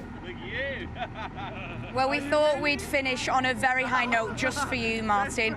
We are on Gold Beach, where there are hundreds of other vehicles like this, and I think we can now go for a little bit of a drive. If we can, off we go. Now, we're on Gold Beach, and of course this is an incredibly important day. It's an incredibly important anniversary, but it's also about celebrating. Now, I'm joined by the lovely Sarah. Hi. Sarah, tell me about this vehicle. Oh, so there's a little bit of history about this, actually. It was in the movie Fury. and with Brad Pitt, who's quite famous for the whole movie thing, but in a very somber moment with the beaches and everything else, it's whilst it's a real privilege to be here and we're having lots of fun, it's also very, very sad. Absolutely, and I think it's about the balance between the two, isn't it? It's about showing respect and commemorating, but also celebrating that hard-fought freedom. Absolutely. What does it mean to you to be here today on the 80th anniversary of D-Day? It's actually amazing. I'm learning so much, and it's the first time I've actually ever been to the beaches in Normandy, and to be honest, it's made me want to learn so much more. And like every passed down through the generations to be, never ever forgotten. And Sarah raises an incredibly important point there, because one of the key while we've been here in Normandy covering this for GB News is the importance of legacy. That is something that I think everyone, my team, myself, and everyone who's been here in this part of France over days will remember, is the importance of how we remember them. And that is something that we are doing here today. It is something that we will always do, is remember our fallen men and our veterans who we've been here marking on the 80th anniversary of D-Day. Sophie Reaper, what a magnificent way to end your stint in Normandy. Beautiful pictures, intrepid reporting. Thank you very, very much. Live there from Omaha Beach in Normandy. And that's quickly cut back to the studio where the military historian Chris Newton has been patiently sat throughout the entire show. Chris, let's round off the show today, the special edition 80th anniversary of D-Day, with that look forward there, the legacy, making sure that the young never forget.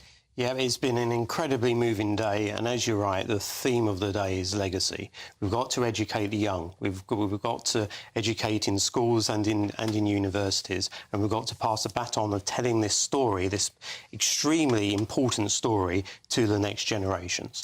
And we've seen oftentimes a paucity of knowledge and ignorance almost of these issues. Rita, a viewer here, said we should have a commemoration day at every school in Britain so kids don't forget. It's a magnificent idea. Yeah, it's a really good idea. I've always thought that VE Day, the 8th of May, should be the big kind of commemorative day, maybe even a bank holiday, but certainly a major commemorative day where we reflect on the Second World War and its importance. And Chris, we can see there pictures live. What a beautiful way to end this edition of the Martin Daubney Show. Live pictures from 80th D-Day as the sun begins to set on one of the most epic days in British history, the day when the tyranny of the Nazi regime was beginning to be vanquished, first from mainland Europe and then through the rest of the world. Dr. Chris Newton, thank you very much for joining me on the show today. Magnificent pictures. Jubes & Co. is up next. I'll be back tomorrow at 3 o'clock. I'm Martin Daubney on GB News, and now here's your weather with Greg Dewhurst.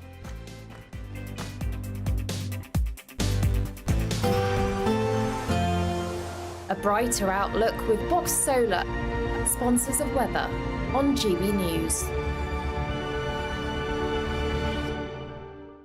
Hello there, welcome to your latest GB News weather forecast. Low pressure generally is in charge of our weather, so further outbreaks of rain, some showers and fairly cool breeze as well. And we can see that on the pressure setup, a cool northerly wind extending across the UK right through the rest of the week into the weekend. So temperatures largely below average for the time of year. Through this evening time, showers tend to fade away for much of the UK. However, later on and into the early hours, we'll see a band of rain push into western parts of Scotland, Northern Ireland as well. Some of this rain could be heavy at times and accompanied by some brisk winds. Temperatures in towns and cities generally 6 to 10 Celsius, in the countryside lower than this. So it will be a chilly start to Friday morning, but plenty of dry weather across England and Wales. However, we can see across Scotland a wet start to the day as this outbreaks of rain push their way slowly southeastwards. Temperatures in the range of 7 to 9 Celsius, quite brisk winds around the coasts, and a cloudy start for Northern Ireland, parts of northern England too, as this rain band slowly pushes its way southwards. Bright start across England and Wales, however, showers in the west, and these slowly start to push their way eastwards, some of them turning heavy as we go through the day. and the area of rain across the north just slowly pushes its way southwards, but turns into an area of showers by the afternoon, blustery showers following on behind. Quite a brisk northwesterly breeze here, so just taking the edge off the temperatures. In the best of the sheltered spots in the south with lighter winds, highs approaching 20 Celsius, but a lot of cloud around, and then the winds in the north will make it feel quite chilly, 13 to 16 degrees here. As we head through Friday evening, further showery outbreaks of rain piling into northern and western parts of Scotland. Generally dry and clear and chilly elsewhere. And then into the weekend, it remains cool, unsettled, sunny spells and showers for most of us. See you again soon. That warm feeling inside from Boxed Boilers, sponsors of weather on GB News.